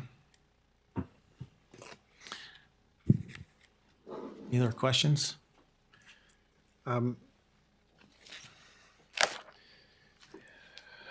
used to inspector generals or IG in the military and the federal government system. You probably are too, Jeremy, working at the state level. But they're an independent body, and they're appointed by another authority to go travel across the country or across the globe to examine finances, performances, purchasing processes, and personality evaluations, a variety of things. And they come back after they've completed their audit, usually about 2 weeks, and review with those that are being audited. This is what the findings are, and this is what we think that you could improve on. And so for me, I was trying to use the same logic here. And as I looked through some of the key areas, at least for me, the auditing services, it says the county auditor is authorized to audit financial records and accounts of county office, county department, county division, justice court, or any other county entity other than its own body, which we know we went through that process just a few weeks ago for the county attorney's office or county auditor's office. And another section 205, it said that the county legislative body might, by ordinance, may delegate an out-of-county service provided for or executed on behalf of the entire county. So I was thinking, for example, it could be a performance audit. Another section 207, auditor maintains the books to show disbursements and receipts and keeps accounts current with county treasurer and preserve the records for that. And then 208, the county auditor and the county treasurer shall make a joint report to the county executive and county legislative body for the financial condition of the county. I don't know if we have done those in the past, but these are just some of the things I brought with me as an outsider coming in.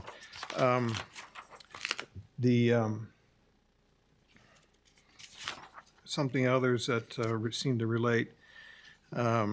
Says the county in 1736-45, each county legislative body shall, with the advice and assistance of the county auditor and county treasurer, implement an internal control structure to ensure on a reasonable basis that all valid financial transactions of the county are identified and recorded accurately and timely.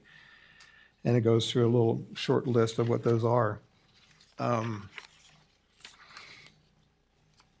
then it says that the legislative body of the county and executive may, so I see this as two entities, the legislative body, so all three commissioners, or perhaps even the executive, would be the commission chair, like we just did with the judge, may examine and audit accounts and conduct investigations. And manage the county executive is the commission in our form of government. So all three of us are the executive as well, because we don't have a separate executive branch. Right. That's been muddied on other venues. That's why I kind of emphasize that one. Anyway, the county legislative body may examine and audit the accounts of all officers having the care, management, collection, disbursement of money, and legislative body of each county shall have prepared by the auditor under its direction prior to the annual meeting for levying taxes, indebtedness, funded and floating, stating the amount of each, etc. It seems to me, at least, that if we haven't done it as a county commission, I'd like to see it started where the county commission directs the administrative functions of the auditor. It cannot direct the legislator or the elected officer of any office in its statutory responsibilities, but it has the authority to direct administrative responses. So, for example, when did we have a county auditor and county treasurer provide a joint report? I saw this months and months ago, but it's been a busy year, and so I haven't brought it up. It's just something that's been mulling in my mind. Have we ever done that in the county, as you're aware of, Commissioner Lee? Well, we get reports from from the treasurer on a monthly basis. I get those too, as Yeah, separate we from the auditor, but is there a joint report between the treasurer and the auditor? Like in a work session? It doesn't specify what environment. It could be administrative, this is where we are. It could be a work session. Yeah, we've had reports before, but I'm trying to remember if you're talking about a joint where they're coming in together and doing it, that's probably not as common. But the reports that we get from them has been pretty consistent. Yeah, because the way that I read the Title 17, it basically says the commission is responsible to ensure certain things happen as a body. And if it's not, what is the fix? And one of the fixes would be, to me at least, if I were the IG, is come back and say, okay, you guys as a commission, you need to take these sections seriously and implement these types of things. And we have not talked about this ahead of time, but I wouldn't mind us beginning this as early as January, if we can have some general direction in December, and have a work session in January where we think we could go with this and frequencies, and have audits. And if we have an auditor position, we have a deputy auditor, and we have 3, I think, internal auditors. And you were mentioning, Jeremy, that they're not set up to do performance audits, I think, at this point, right? But according to this, we could actually hire an outside auditor to aid us to structure that or do it for us in our behalf. Yep. And so I understand where we're going with the charter, but at the same time, I feel as I compare the Title 17 direction, I worry if we adopt this, then we might not ever go back to or never address our principal focus of the commission body. And that perhaps we should try and follow this perhaps more accurately, more clearly, and succinctly, consistently. I think it's interesting because it's not like this idea of an audit committee was just invented out of thin air. Weber County has an audit committee. Davis County has an audit committee. It's best practice as recommended by the Government Finance Officers Association, and it's best practice as recommended by our state auditor, John Dougal. So this concept of the audit committee really is a best practice for the commission to delegate their oversight of audit responsibilities to a committee of professionals, and they still have oversight over that through the governing document, as well as it's a way for the elected auditor to share their responsibility with the commission. So the idea of an audit committee is literally the elected officials coming together to work for the best interest of the county by sharing responsibilities. And it's adding the treasurer to that committee. So the treasurer would then have the ability to help have oversight on what audits are occurring and how they're occurring, as well as the elected auditor who currently has all of that oversight right now.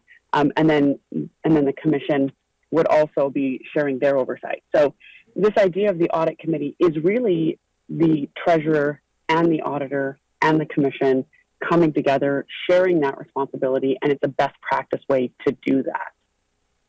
Yeah, and I get you where you're coming from, Commissioner Gardner, on that. And we've talked about the federal best practices program, the Green Book. But I keep coming back to the state statute that's already marked out what the commission should be doing. And if we have not been doing it, maybe it's time that we start doing it.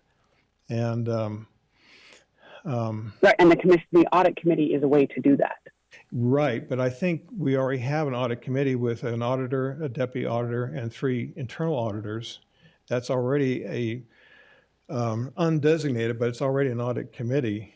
And we, as a commission, the commission could direct the auditor to accomplish X, Y, and Z, and have reported back by a certain time. And then the auditor... No, the commission could ask the elected auditor to do something, and the elected auditor could do what they wanted. That's the point of the audit committee. It's the elected auditor. They are literally relinquishing some of that power. Because right now, the commission could go to the elected auditor and say, we want you to do X, Y, Z. And the elected auditor could say, no. Well, and they could go to the internal auditors and say, we want you to do X, Y, Z. And the internal auditors don't work for the commission.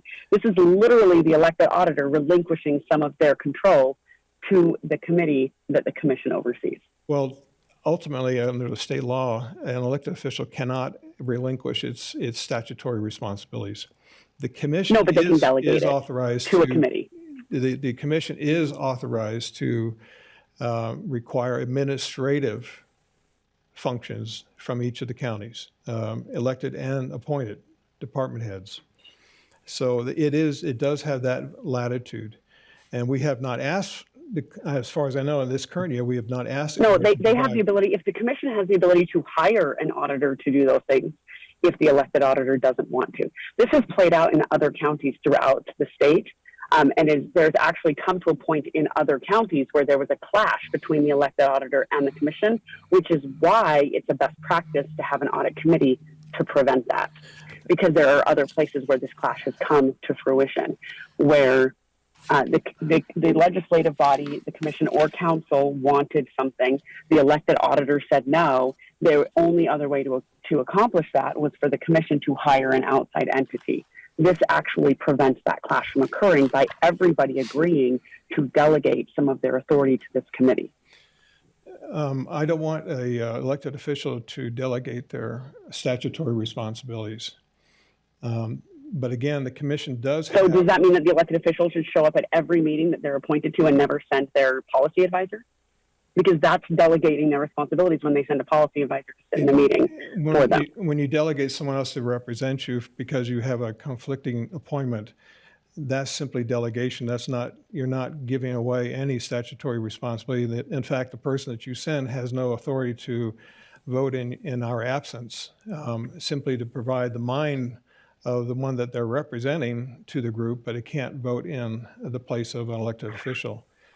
When we appoint Richard Nielsen to sit on the Fair Board and vote on our behalf, we've literally delegated our responsibility to Richard. That's administrative. And given him voting authority. That's administrative function that we delegate to Richard Nielsen. That's not statutory. That's the difference between the two. The county there's several other areas here. I'll have to look at it later on and maybe summarize it as an outline and send it to you and Commissioner Lee separately. But there are statutory responsibilities that cannot be delegated. And then there's administrative responsibilities that the county commission can require of appointed and elected officials. And one of the statutes here, as I was reading, is the joint report between the county auditor and county treasurer. I don't know if we've had one in past years. I'm unaware of one this year, but that is something I'd like to see begun in year 2022, and something we could talk about prior to actually implement it. But ongoing audits on different departments should be done, and the mechanism and how it's being done, that's a statutory, I believe, responsibility, but the county commission has the right to require the audits be done. And if not, then yeah, we'll have to go an outside auditor unless it can be appealed some other way. But that's how I see it, is that the commission is ultimately responsible.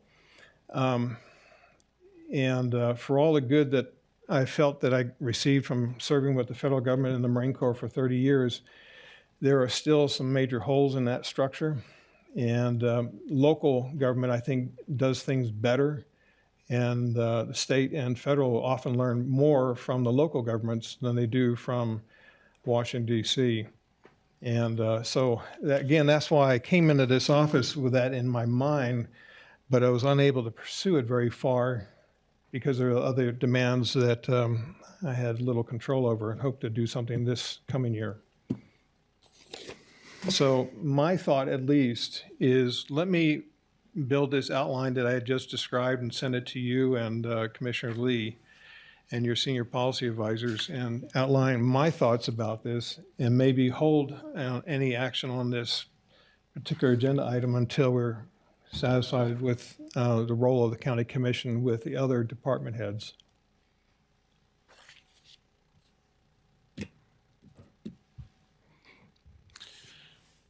All right, is there a motion? I'll make a motion to, I don't know if hold or continue is the right word. I don't have a date to provide as an expiration, but hold this at least, or continue this until, first week of December. I'll have that outline done and to you and get this completed while at the same time reviewing the budget process and department heads' insights. That would be December 1st. December 1st.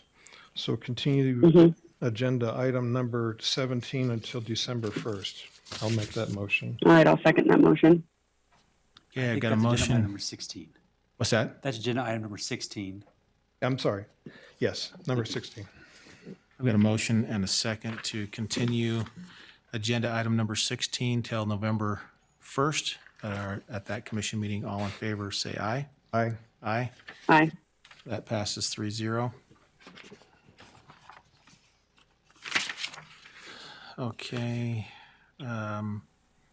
We're down to number 34, which is a resolution honoring the sacrifices of Utah County veterans for all wars.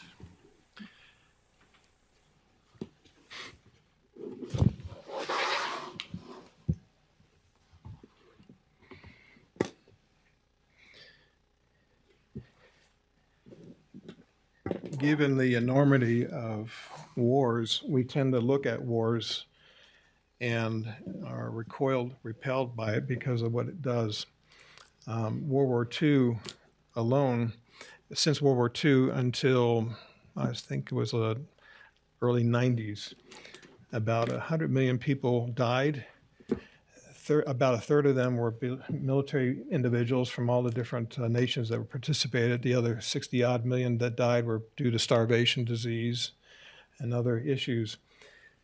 And often veterans that come back are marked by these experiences,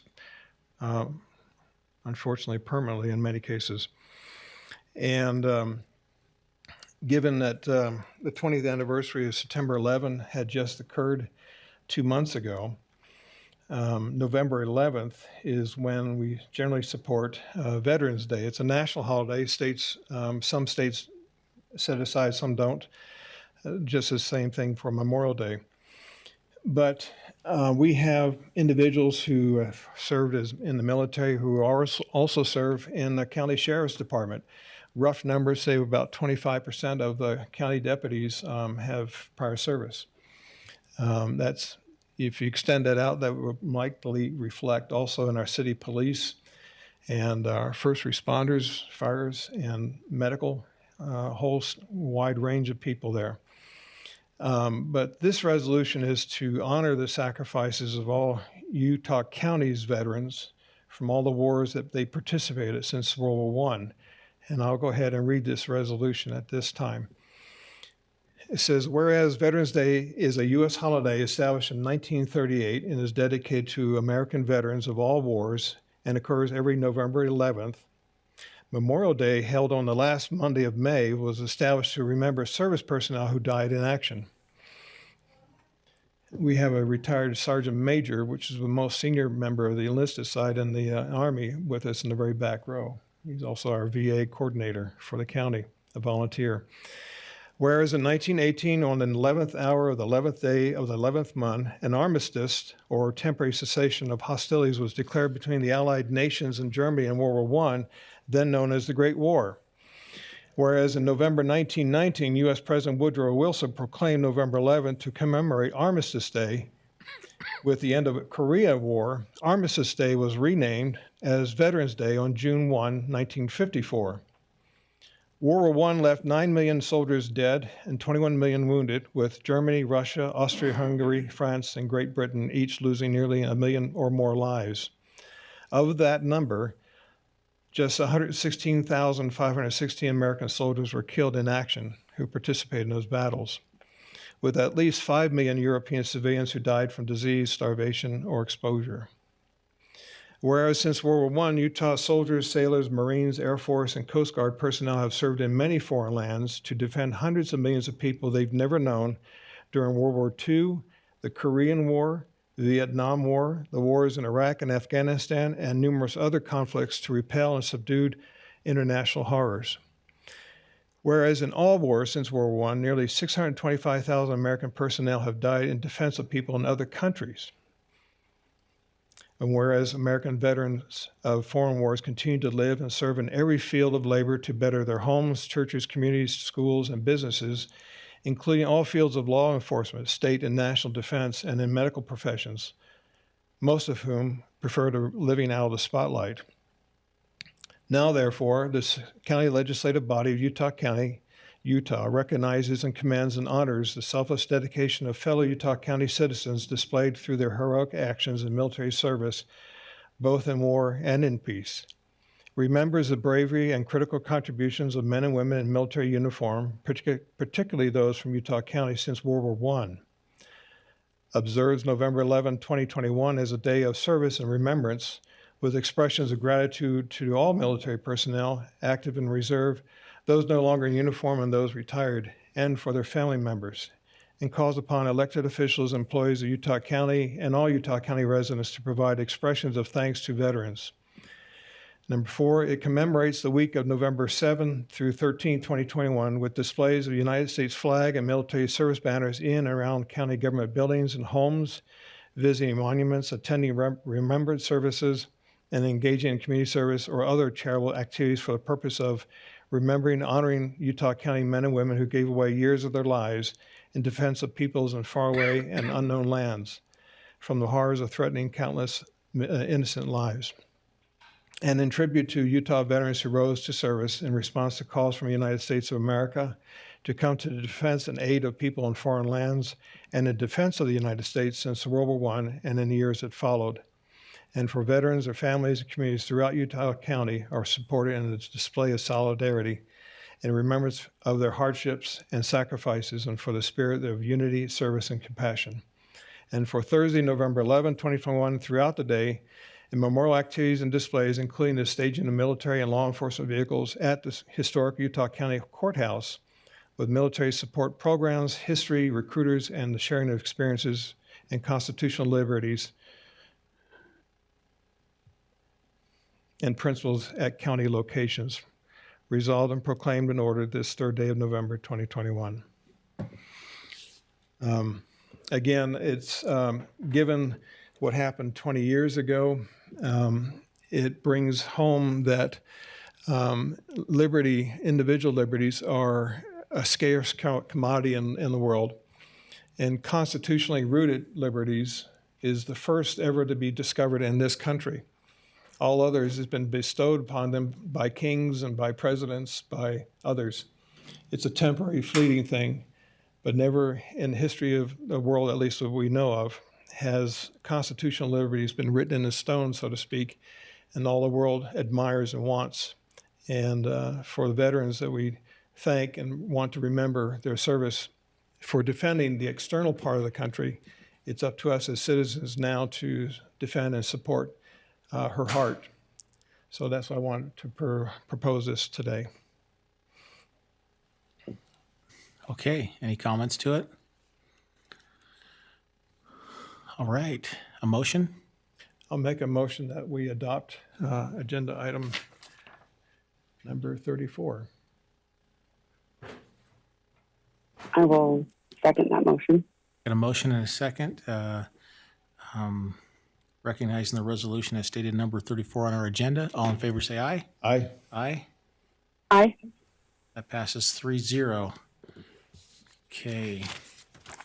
We do have one work session item. You've waited a long time. Whoever's up first, this is to listen to an update from the Utah State University Extension. Ton, I'm sure you're probably first, I'm assuming. Yeah, get to supper. Would you assist me for a minute? Sounds like you're bringing up apples. Well, not quite. There's apples in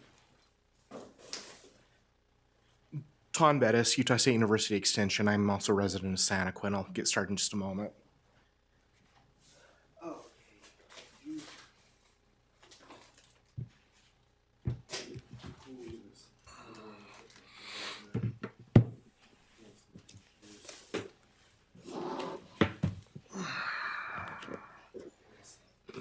You know what? May I step out just for a second? Just announce. So I've brought some. This is Commissioner Sakovic. I have a thing I need to follow up with. I'll be right back. Some hand sanitizer. You notice they're giving them all to me. Tom left. I'll share with them.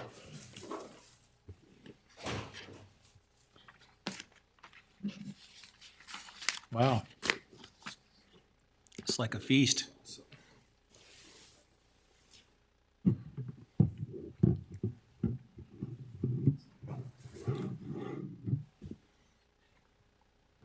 Should I wait a moment for Commissioner Sakovic? I'd probably just proceed. Okay. We will proceed. So I mentioned earlier, Tom Bettis with Utah State University Extension. I'm the county director, which basically means I'm a liaison between the county and the university, and I handle a lot of administrative duties in the office, so. Excuse me. Okay. This isn't functioning. On. I'll try that.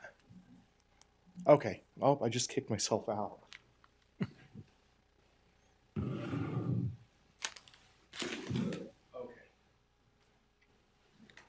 There we go. So I'm going to, it's been a long meeting already, so I'll be as succinct as possible, but I wanted to thank you for your time and then also give an explanation and of what we're doing with the money that the county has allocated to us on an annual basis and present a case for that continuation in the work meeting for a future vote. So Utah State University has done a lot of needs assessment with county residents and state residents, and these are here, and I'm not going to focus on this too much, but you know, with populations growing in urban and suburban areas, the water quality and air quality are quite important. You know, USU as a campus is doing a lot in those areas. And then as far as a county is going, food security, food sustainability are really important among with a lot of other issues. And so for needs assessment in the county, here are some things here that has been brought up, and you know, in one way or another, USU Extension is working in these areas to some extent. Natural disaster preparedness, healthy eating, home and gardening and farming, and other areas. So I wanted to also show, you know, through needs assessment and just, you know, a check on ourselves to make sure we are doing, you know, well with, in the opinions of county residents. We do have responses from folks we have served in the counties, and here are those responses in different work areas that USU performs. And, you know, almost all of these are on a scale of 0 to 1, and they're anywhere from 0.87 all the way to 0.94 in satisfaction as far as overall satisfaction.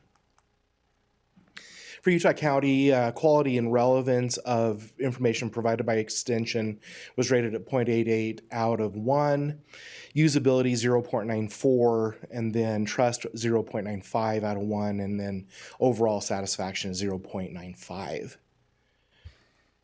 Okay, so what is USU doing in the county? We've tried to present, I believe this is our third presentation this year, and then I've met with each of you at least once individually with representatives from Utah State University. And so the county for this year allocated $360,000, and what that goes towards is our basically housing extension and staff support. USU on their end paid at least $416,000 in salaries of employees, of faculty and USU staff. And then as far as agricultural services, as I've mentioned and will in a few minutes, you know, from all we're doing with services rendered by USU, market value on that would be over $500,000. And then for this year, we have about $714,000 in new and continuing grant funding coming in directly into the county, and then volunteers between 4-H, the Extension Master Gardeners, and other various areas. If you put a value of about $25 an hour, the value of the service rendered by volunteers is almost $400,000. So agriculture and horticulture, and that's Dean and I, and I did, wherever he went, I did drag him along, pulled him out of his house, and we do a lot of different things. Peach tree rootstock trialing. We have several actually different species of fruit trees that Utah State is working with growers looking at rootstocks, because a rootstock on a tree is the base of the tree. And what we're looking for are rootstocks adapted to our alkaline soils and arid growing conditions that allows that tree to grow more healthy and reduces pesticides and inputs, making it, all around a safer environment, plus reducing costs for the farmers. And so we've also been looking a little bit on trees more adapted to our soils. We've put a planting out to the county jail that has some of the worst soil in the county, and we're looking at survival there. And then we're also monitoring trees in other similar areas and to see how they do. And the benefit of this is more toward county residents, but it's something that if someone plants the wrong tree, they try to nurse it along for 5 or 6 years and then they're out. And you can put, as you know, an insurance value on a tree, and you could be out 5 or 10 years worth of growth if you plant the wrong trees compared to something that would survive. So these trees not only look pretty, but they serve for water quality and water preservation. A tree is much more efficient as far as saving energy costs during the summer, because a turf is one-dimensional and it is cooler on top of it, but a tree is 3-dimensional, and underneath it and with it shading, if they're planted correctly, will shade buildings and things and reduce energy costs. And so there's several reasons to be looking into that. Dean and I specifically are looking at a wasted resource in southern Utah County. Our fruit industry produces anywhere from 35 to 55 million pounds of tart cherries alone. Second highest number in the nation. Michigan is next to us and being much greater, but we produce the second most amount of tart cherries. And one of the byproducts are the pits. Nobody likes eating cherry pits. And so those are generally eventually dumped at the county landfills, whether it be, I don't know if they're dumping at Payson or what other ones, depends on their municipality. But there's, in southern Utah County, a pile of these, and it's not all of them, of several thousand cubic yards that'll eventually just be hauled off and dumped. And it's been found in a lot of different areas that these other kinds of pits are valuable either as an energy source or composted or as an abrasive. They're in scrubs and things. So Dean and I are starting a simple project right now to where we're looking at them as a soil amendment. So I made Dean do the work while I took pictures, but we have a test plot in his yard where we're looking at the suitability of them, how long they'll last in the soil, and the soil characteristics over time to see, one, that they do no harm, which we already kind of know they don't, but what improvements we can get on yield and soil quality. And also a long-term part of this will be marketability, because one of the challenges we run into is shipping. It's cheaper for the growers to ship these to the dump than to ship them to a green waste facility or somewhere else, and that's a big issue. And so we're going to be looking at ways to make them profitable. So, Dean, do you have any comments on this? No. Okay. Other than I've been gone from an extension professor to an intern. He's gone. Dean's retired recently.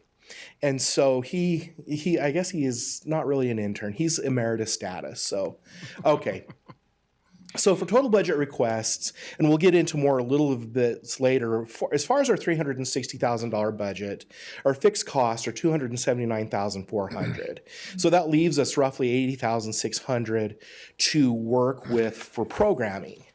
And so, as we're going to explain, I'm going to request $370,000 for this year's budget for a pilot project in 4-H STEM. And I know that we've had some challenges in the past with that, and I think that we have a way around that, and a lot smaller amount of money that would be a one-time basis and requested ongoing if once we show success. So, but I'll let the 4-H explain that. Okay, if you want more, this is just our budget broken out and what the county pays. The county, in addition to our lease on our building up at the Water Conservancy District, takes care of staff assistant payroll. We currently have 3 full-time staff assistants, well, 2 and 1 being hired. So, all right, and then these are some breakouts of our different areas for programming. I combined Dean and mine, and then the 4-H, because of their work with youth, has the bulk of that programming. Okay, I'll turn the time over to the 4-H.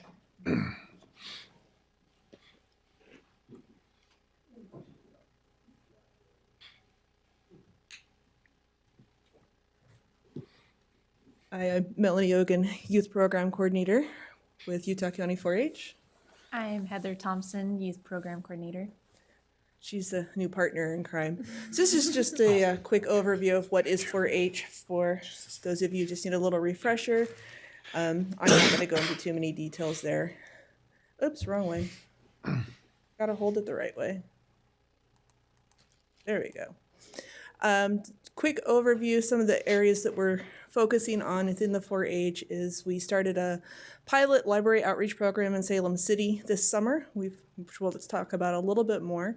So our goal is to bring 4-H to the communities. We're housed in Orem. It's a great location, great site, but we're in a big county. So we want to be able to get 4-H into the youth in rural areas and areas that are further away, not just here in the city center of Provo and Orem. We're also working through youth leadership and other opportunities to develop civic and citizenship through leadership, through our teen council programs, mock legislature, and other opportunities that are afforded to youth throughout the county and the state. And then, of course, creating and building showcase opportunities, with the Utah County Fair being the ultimate showcase opportunity, but we also have some neat other smaller opportunities along the way as we go. And just a reminder that 4-H is truly an opportunity for all. Doesn't matter who you are, where you're from, how tall, how big, anything like that. 4-H welcomes everyone. Can I ask you a question? Yes, sir. On the library stuff, do you coordinate at all with our mobile library? I have not. I would love to. Okay, maybe we'll have to talk afterwards and see if there's a possibility for that. Excellent. And because they go to the rural areas, so I just wondering. that's great. Now, I think it goes along well with what we'll talk about more about the STEM facilitator. Some highlights from 4-H in the 2020-21 year. Our year runs from September through August, so we're kind of encompassed the 2 years. We're really excited that coming out of the pandemic, we experienced a 6% growth in our youth participation during the 2020 year, as well as an 11% increase from the previous year in volunteerism. And so we were really excited to see that growth happen over the course of this past year.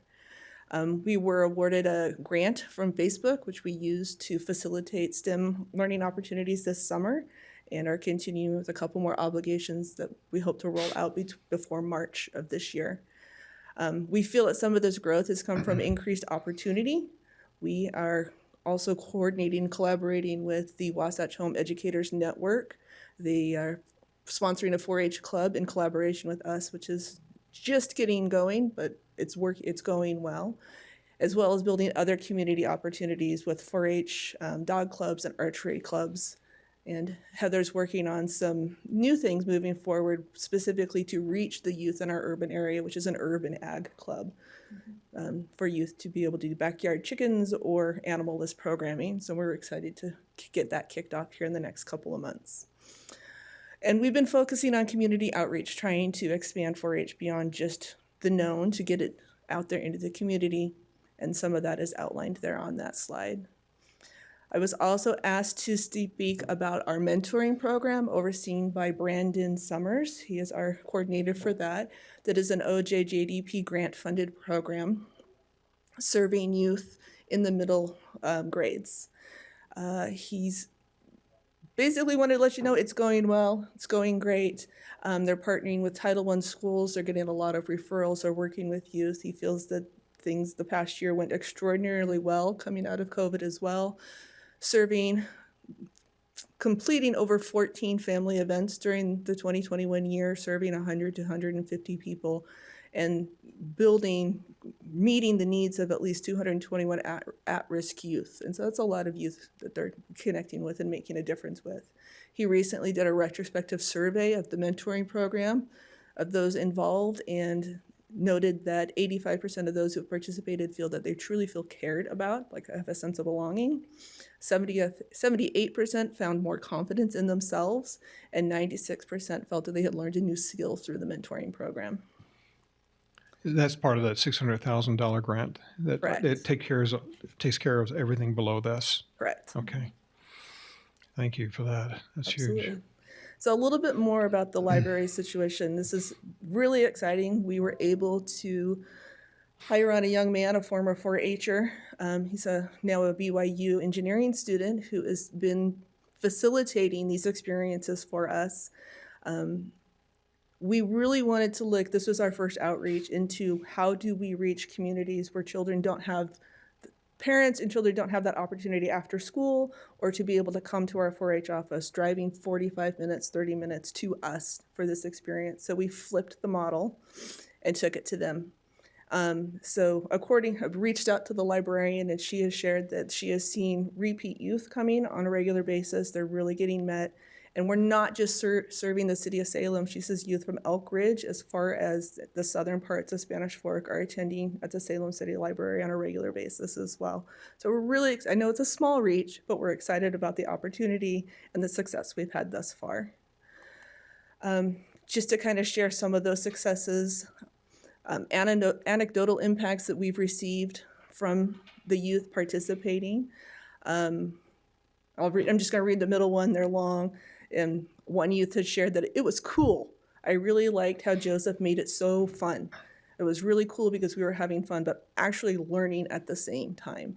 And that's really what we're doing. We're trying to spark a passion for something new and exciting in youth, giving them opportunities that they would not typically have at home. And many of the anecdotal responses we got back were just that.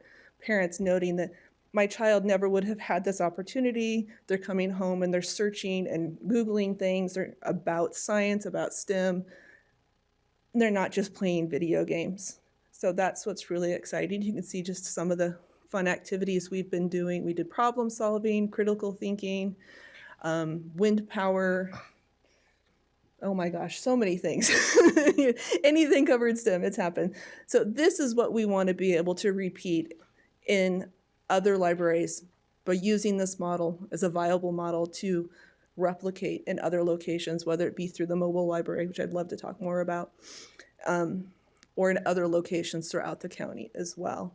In order to do that, we are hoping that you would consider supporting us in being able to fund a position. Joseph is great and he's wonderful. He's young and he will be moving on to another 2-year experience here before long, and so we will be losing him. And being able to bring somebody on board who has the skill set, the knowledge, the capacity to teach and interact with youth in this area is sometimes unique. It's in being able to find that person who could lesson plan and meet kids' needs and know the material is really important.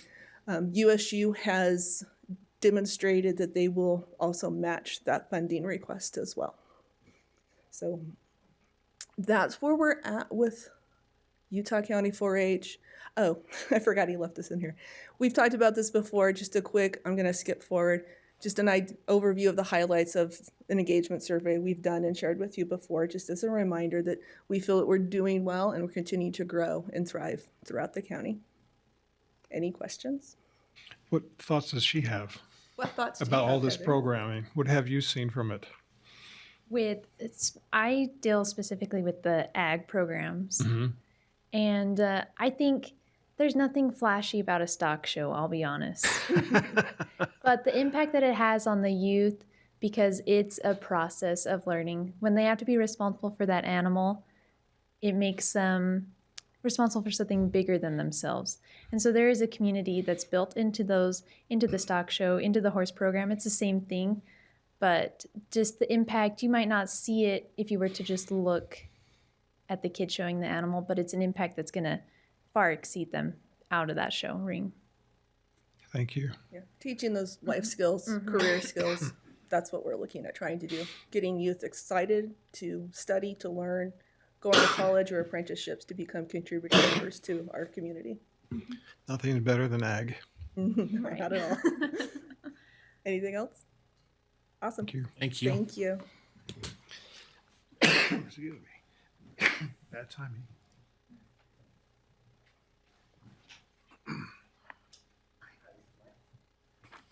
Hello.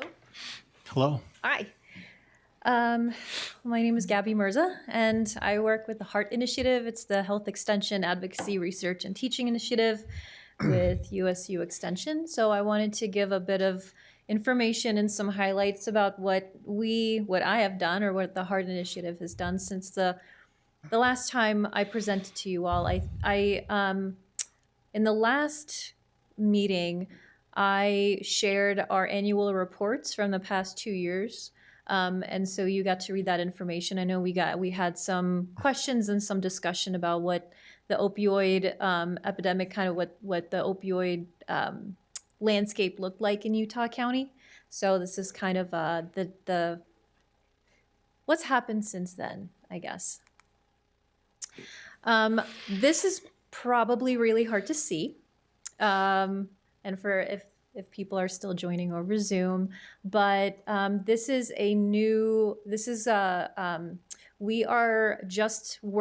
just finishing up on our newest annual report. It is going through marketing, just to get through the branding and make it look really pretty and fancy and nice and stuff. So this image is actually in there. I pulled it out of our annual report, and once that is available, I'll make it available to all of you, to the commission. But basically what it's showing is in the last year, the last couple of years from 2017 to 2019, what the landscape looks like as far as crude opioid overdose death rates between the 3 years. The HEART Initiative began in 2018. It was implemented in June or July of 2018. And so it's looking at the 9 different counties that the HEART Initiative covers, and which include Utah County. And when the HEART Initiative was developed in 2018, just kind of as a reminder that these 9 counties had some of the highest rates in the state for for deaths due to opioid overdoses. And so that's why this specific chart or this specific figure is showing just those 9 counties. Utah County, you can see in yellow. You should be able to see in yellow. Okay. So you can kind of see, it might be a little hard to see, but hopefully when you see it in the annual report, it'll look a little bit easier to read with all of the different colors. But it does show that in Utah County in the last couple of years, there has been a slight decrease. And what this is basically showing is that HEART has had a collective impact on the opioid epidemic. So not only in Utah County, not only in the 9 counties, but also even statewide when we're looking at that. And what I mean by collective impact is, of course, in any health and wellness program or initiative or anything, you can't just say it's just one thing. And it's taken a lot of work with various agencies and organizations and coalitions to have a kind of positive impact on the communities in which we serve. And one of HEART's big things is working with communities, making those community ties and those relationships. So this is kind of showing that and how it looks versus the state of Utah and also the United States. You think the drop is coming because of public education, such as billboards and people talking about it? I think there's a lot of different things that are in play. So you have public education. A lot of people are more aware of what opioids are and what they do, and what they can do. There's also, I believe, you have county level programs that are run by organizations and coalitions. So harm reduction, like harm reduction education, so like naloxone training and what naloxone does, and making it available for anybody to carry naloxone with them. And it's an opioid reversal medication that can be administered to someone who's experiencing an overdose, and it can help them reverse that overdose for, until first responders arrive. But also we have we have drop boxes, we have prescription drop boxes, we have drug take back days. Even at the federal level, the FDA, some of those new guidelines that they implemented, I believe in 2019 or 2020, summer-ish time, about prescribing practices, even more education and more awareness among prescribers. So, it's a lot of stuff. It's not going to just be one or two things, but it's a lot of things that I think even Utah County, and what I'm naming is stuff that Utah County is doing as well. So it's not only other, I'm not talking about everybody else, but Utah County is doing a great job with what they're implementing and how they're following these policies and practices and different procedures. Next, I wanted to at the last meeting, I talked about a couple of things that were coming that I was starting to develop, and were kind of in the pipeline, I guess, as far as programming in Utah County. And so I wanted to talk about one of them specifically because when I was talking to some colleagues and also with Ton, we were trying to put a dollar value on this, and he's like, well, nobody really does anything like this, has not done anything like this in the county. So I wanted to talk about this specifically, this program. I started teaching an adaptive gardening program that focused on minimizing injury and preventing injury and minimizing pain with using tools and techniques in different stretches. And this is particularly for gardening volunteers, so like master gardeners, but also horticulture specialists. And what we talked about was basically using best practices and techniques to minimize pain and prevent injury when they're working out in the garden. And to increase awareness of their self. And this is one of some of the impacts that I had, was it increased awareness of self when they engaged in that activity, meaning they knew when they were doing something incorrectly, when they were using improper posture, or when they were using a tool incorrectly, or maybe using the wrong tool for the job. And so they knew how to correct themselves. They knew how to catch it. They learned how to catch it and being able to correct themselves. And so they minimized that pain that they usually feel after, a couple hours of working out in the garden, or, kind of doing that labor. And also another impact was they were able to share that knowledge between their peers. And also the supervisors who attended these were able to take that information and share it with new volunteers or new employees who worked in the gardening industry. The picture that I have here is from a program I did at Thanksgiving Point. It's a small class. They were still socially distanced, and some people are not pictured in there. But we went through, everybody got a tool, and we learned how to use that tool properly. We learned how to do that so you're not hunched over, so you're not, breaking your back, so you're not hurting your knees, and you're not twisting incorrectly, because those are some of the biggest injuries that people who garden face is injury, back injury, shoulder injury, rotator cuff injury, even tendinitis and kind of strains and sprains. So I actually made them get up and work. They couldn't just sit through the entire class, and that's boring, so nobody wants to do that. So this is one of the things I wanted to share with you, at least, was one of the big things, knowledge is great. I want them to learn things, but do they actually engage in those behaviors? And the class at Thanksgiving Point was one of 4 classes that I taught. I did this in other counties as well, but I focused on Thanksgiving Point because I wanted to show you that Utah County is interested. Utah County volunteers and residents are interested in this. But basically, these are the biggest things that I wanted them to adopt, and that they showed before attending the class, and then after attending the workshop or the class. Did they actually increase those behaviors? Now, I did these programs just a few months ago. So I will be doing a follow-up survey to see, a couple months after that 3-month follow-up. Are they still doing this? Are supervisors still teaching this and promoting this among their employees and their volunteers? And are our peers kind of supporting each other and being able to engage in these behaviors? So I am really interested. And I also wanted to take this a step further and look into pain and their not their tolerance, but their perception of pain, and if that's gone down, if they've been able to minimize their pain or prevent injury, things like that. And the reason I'm talking about this specifically is because to kind of go back is some potential future opportunities. When we talk about the opioid epidemic and we talk about the opioid crisis, one of the biggest challenges that we find is opioids that are prescribed to people for various injuries and various things. Opioids that are prescribed, they do work and they are necessary in certain situations, but much of the time it's much better, it's effective, it's safer at some point to switch to other non-medicinal approaches to managing pain or even to preventing it in the first place, which is the point of that. And when you talk about preventing injury, there's something, you don't want to just talk to somebody like, don't do this, don't do that, you're going to hurt yourself. Give them tools to be able to do that. And so this opportunity would, given some of the other industries, so not just gardening, but also construction work, even human resources, desk jobs, those types of things. So there are employees in those industries that do have those kind of injuries.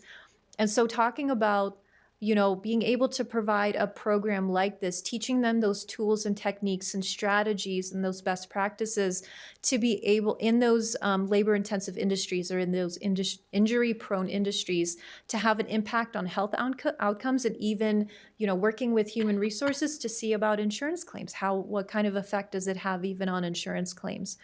And this is something that I had done in another state prior to coming here.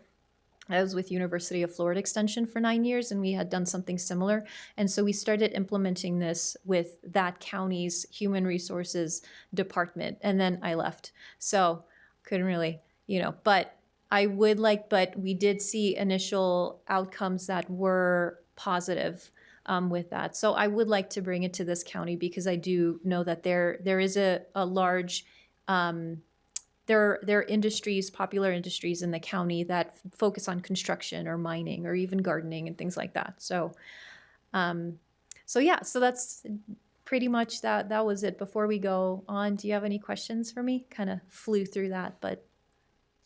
I don't. No, please, this is great. Okay.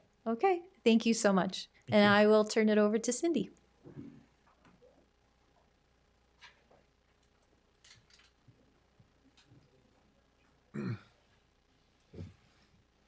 Hi, my name is Cindy Jenkins with Utah State University Extension in Utah County, of course. I'm over home and community. Okay. And as well, like Gabby, I also want to just go over a few highlights, mainly from our Create Better Health program. And for Create Better Health program, it's one that I supervise. And the funding for this, for the ambassadors who go out and teach these classes, it actually comes through SNAP-Ed, through the USDA. It's grant funding, but Utah County does help pay for some of the food and the different things that happen as we do demonstrations in some of these classes. So I wanted to report back on some of the things that are going on here. So this is from Create Better Health runs on a fiscal year. So it's here from October. So this is October 2020 through October 2021, their fiscal year. Okay, and for the adult direct classes that they taught, they did 100. We had 360 participants, which was awesome. And then in addition to that, we did indirect events. So this means we were out in the community doing pantries, some booths, farmers markets, and then also social media posts. So we had 157 of those, and then we count those as indirect participants, which means that we had 40,755 participants in that way. And then I also want to just add a little note. I don't have exact numbers on this, but my current ambassadors are teaching in mainly in Spanish. So probably about 2/3 of this is directed towards our Latino populations. And then about 1/3 of it, well, it's about half to 2/3. And then I also have another ambassador who teaches in English. And then here are just some of the different things that they're doing. They're really facing these hunger and food security issues. This is one of the top issues for urban residents and for all residents in Utah. And what happens here is the ambassadors go in and they teach lessons on how to create recipes in your home. So it's not meant to say, okay, here's how you make a meal. It's more to teach, this is how do you make a meal out of what is in your pantry. So that way you're really using the foods that are in your pantry, you're using your budget, and that way you're saving money. And in addition to that, they also teach wellness skills like physical fitness and things like that. And then so that you can just kind of see that from the success stories. So I went over the outputs. So these are some of the outcomes that have come from some of our survey participants where they said that they spent less money on the food, they ate healthier, they made meal plans, and they've started to exercise. And so these have great long-term impacts here in Utah County. And then in addition to that, we did some great things, like I said, with my ambassadors who went out and taught all the lessons. They did the posts. We also did farm field days. And so farm field days, what happens with this program, and it was also done through Create Better Health, is at the start of the pandemic, farmers didn't always have places to put their food, right? It couldn't always go to the stores. The cycle was not going through the correct process as it was before. And so what a person did, they organized farm field days and they said, okay, I'm going to take these meals from the farmers, I'm going to take these food items from the farmers, and we're going to give them out. I'm so sorry, I'm actually talking about Farmers Feeding Utah. Farm field days is a different event. I apologize, guys. Okay, so Farmers Feeding Utah, that's the last one, where we gave out 1,600 boxes of food to Utah County residents. Via these Create Better Health staff members, I also helped. We had many volunteers come. So in December of 2020, and June in 2021, that's where we gave out 1,600 boxes of food. And so I know some of that food did come from the farmers directly, but I also know that some of it was donated by people like the Church of Jesus Christ of Latter-day Saints. But all of that food did go to Utah County residents. And then Farm Field Days, that's what I did, an event in partnership with Dean, where we had second graders come, and we had 2,889 second graders come and learn about My Plate. And then the teachers, they valued this event at $9,000. We had the teachers give their vote of, okay, how much do you think this is a value for your students? And this was the average value that they gave. And so that learning will go on and help those second graders. That's great exposure to them. When they're in those little classes, I would always ask them and say, okay, how many of you have seen these My Plate posters before? And about maybe 1/3 to half the class says yes. And so it's just a good recognition of this is how you eat well, this is how you eat nutritious foods and where you find them and things like that. So that's just some good highlights from what we've done, some outputs and some outcomes. Do you have any questions for me? Nope, I don't. Okay. Thank you. Thank you so much.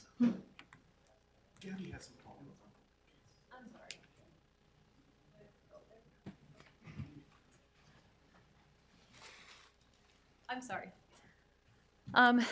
One of the things I forgot to mention, I know since Ton did present budget information and some of where the funding kind of goes with programming and within the different programming areas, agriculture, 4-H, home and community. My position is funded fully by the state. I don't get any funding from the county. So all of the programming that I do either comes from funding that I received from grants that I've gotten, or from just supplemental funding that I received from the university. But yeah, for now, I just wanted to let you all know, when you're looking at the budget and looking at home and community and where's heart's not really in there, because Thank you. I just take up space in the office, which I love and appreciate, but that's it. Right. That's very helpful. Thank you. Thank you. Thank you. Okay. Thank you for that. Tanya, you gonna finish up or? I believe we're done unless you have any follow-up questions for any of us.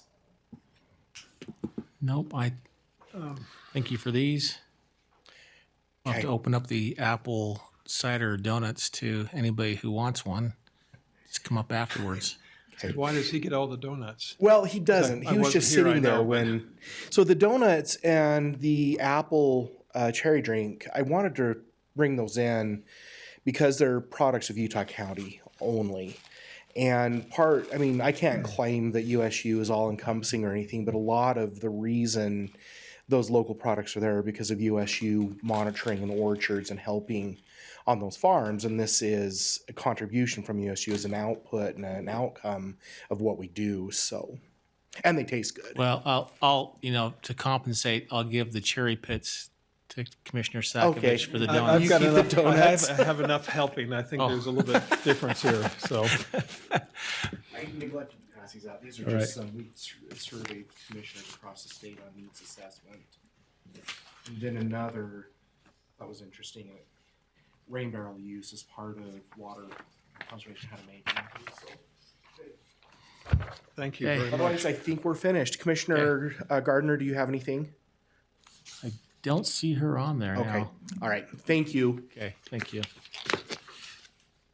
All right, that concludes the work session. Any general public comments? You have one on Zoom? Okay, we'll take the one in the room first. Come on up. Hurry up, will you? What do you think this is? My name is Eldon A. Neves. You know I can tease with you. Yes, you can. I'm glad to see Richard here because I was going to compliment him on what they had done for us on the last time we talked about. Did you compliment him last time? Well, I did, but You're they gonna do a actually double? did it this time. Okay. It was they said they were going to, and this time they did, and the only thing they stole a whole bunch of material from the when the flood had torn it out. But I was also, what's that? That's all. But they did a great job. And I preached not only there in Lake Fork, but also in Dairy Fork. We had some places where we couldn't get into, and they made it possible. And we still have cattle out on there, but we're going to get them out. For a lot of the reasons because of this. Also, I wanted to thank Commissioner Tom for what he said about, I was in Vietnam. I was heavy artillery in Tay Ninh province for a year and a half or so. And I found that very few people in the county right now have been involved or, in the community, you say who was, and very few people. And I think it's thank you very much for that. That's about it, except my mom participated. We talked about the adaptive behavior. I remember my mom was involved in that adaptive gardening behavior. She said, get your rear end over there and get to work or I'm going to whip you. And that's about her adaptive behavior. But See, that is adaptive. it is. We went to work Right. for sure. But I appreciate all that you've done. It was, as part of the ranching community, we spend lots of money with the floods, the fires that went. We've taken care of that ourselves. We didn't get paid to do the troughs and do the fences and do all those things. And you folks have helped us on the roads. We could not have done it without you. But we've tried to do our part to take care of the troughs for the communities or for the hunters, for the general public and so forth. We tried to do our part on that. I appreciate it very much. Thank you. Thank you. All right, so there's somebody online. If you Yes. just want to announce your name. We have a Heather Thomas, if you want to go ahead. Heather Thomas. Go ahead. Perfect. First, I would just like to thank you for your efforts to protect the citizens of Utah County from COVID mandates in the last half of this year. However, it is very concerning to see how much money is suddenly being spent on mobile vaccine vans with so little information that I have seen on the accountability and deployment of them. So, some questions. How is this purchase being justified? How is it being paid for? What funds does this purchase come from, and are taxpayers paying for these purchases? It's almost $93,000 in 2 vehicles. Last week you approved a van, and this week a second.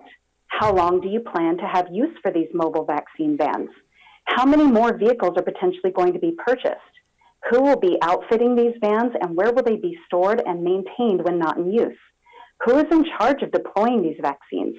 And who is paying for the use and maintenance of these vehicles? Where will these vans be deployed? Are you planning to park them at public schools, in non-English speaking neighborhoods, in minority communities, which Angela Dunn and others have referenced all year need to be more deliberately targeted for COVID elements? Are they being deployed to nursing homes and retirement centers? These are all areas vulnerable to coercion and a lack of accountability to legally consent. Where does the public go to find information on these questions?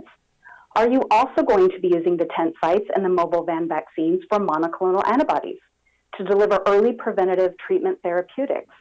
Or are you just willing to spend almost $100,000 on vehicles to deliver a leaky, failing, still emergency use authorization only product that the CDC, NIH, and FDA have all recently admitted doesn't stop transmission, prevent infection, and at best as a symptom reducer, has efficacy that doesn't last past a few months from the time it's administered? This jab can already be obtained for free in every drugstore, hospital, clinic, and most Walmarts in Utah County. This seems like an absurdly high amount of money to spend where there is no urgent public need. The strings attached by the new federal government this year to those accepting federal funds related to COVID have been clearly documented and are often destructive and overreaching in nature. Please reverse this decision for spending $93,000 in vaccine van purchases, and please stop accepting all federal FEMA COVID funds to more fully protect Utah's sovereign ability to govern. Thank you. Thank you, Heather, for that comment. Any other comments? I don't see any. Okay. We will now go into our closed meeting discussions. Thank you for participating with us today.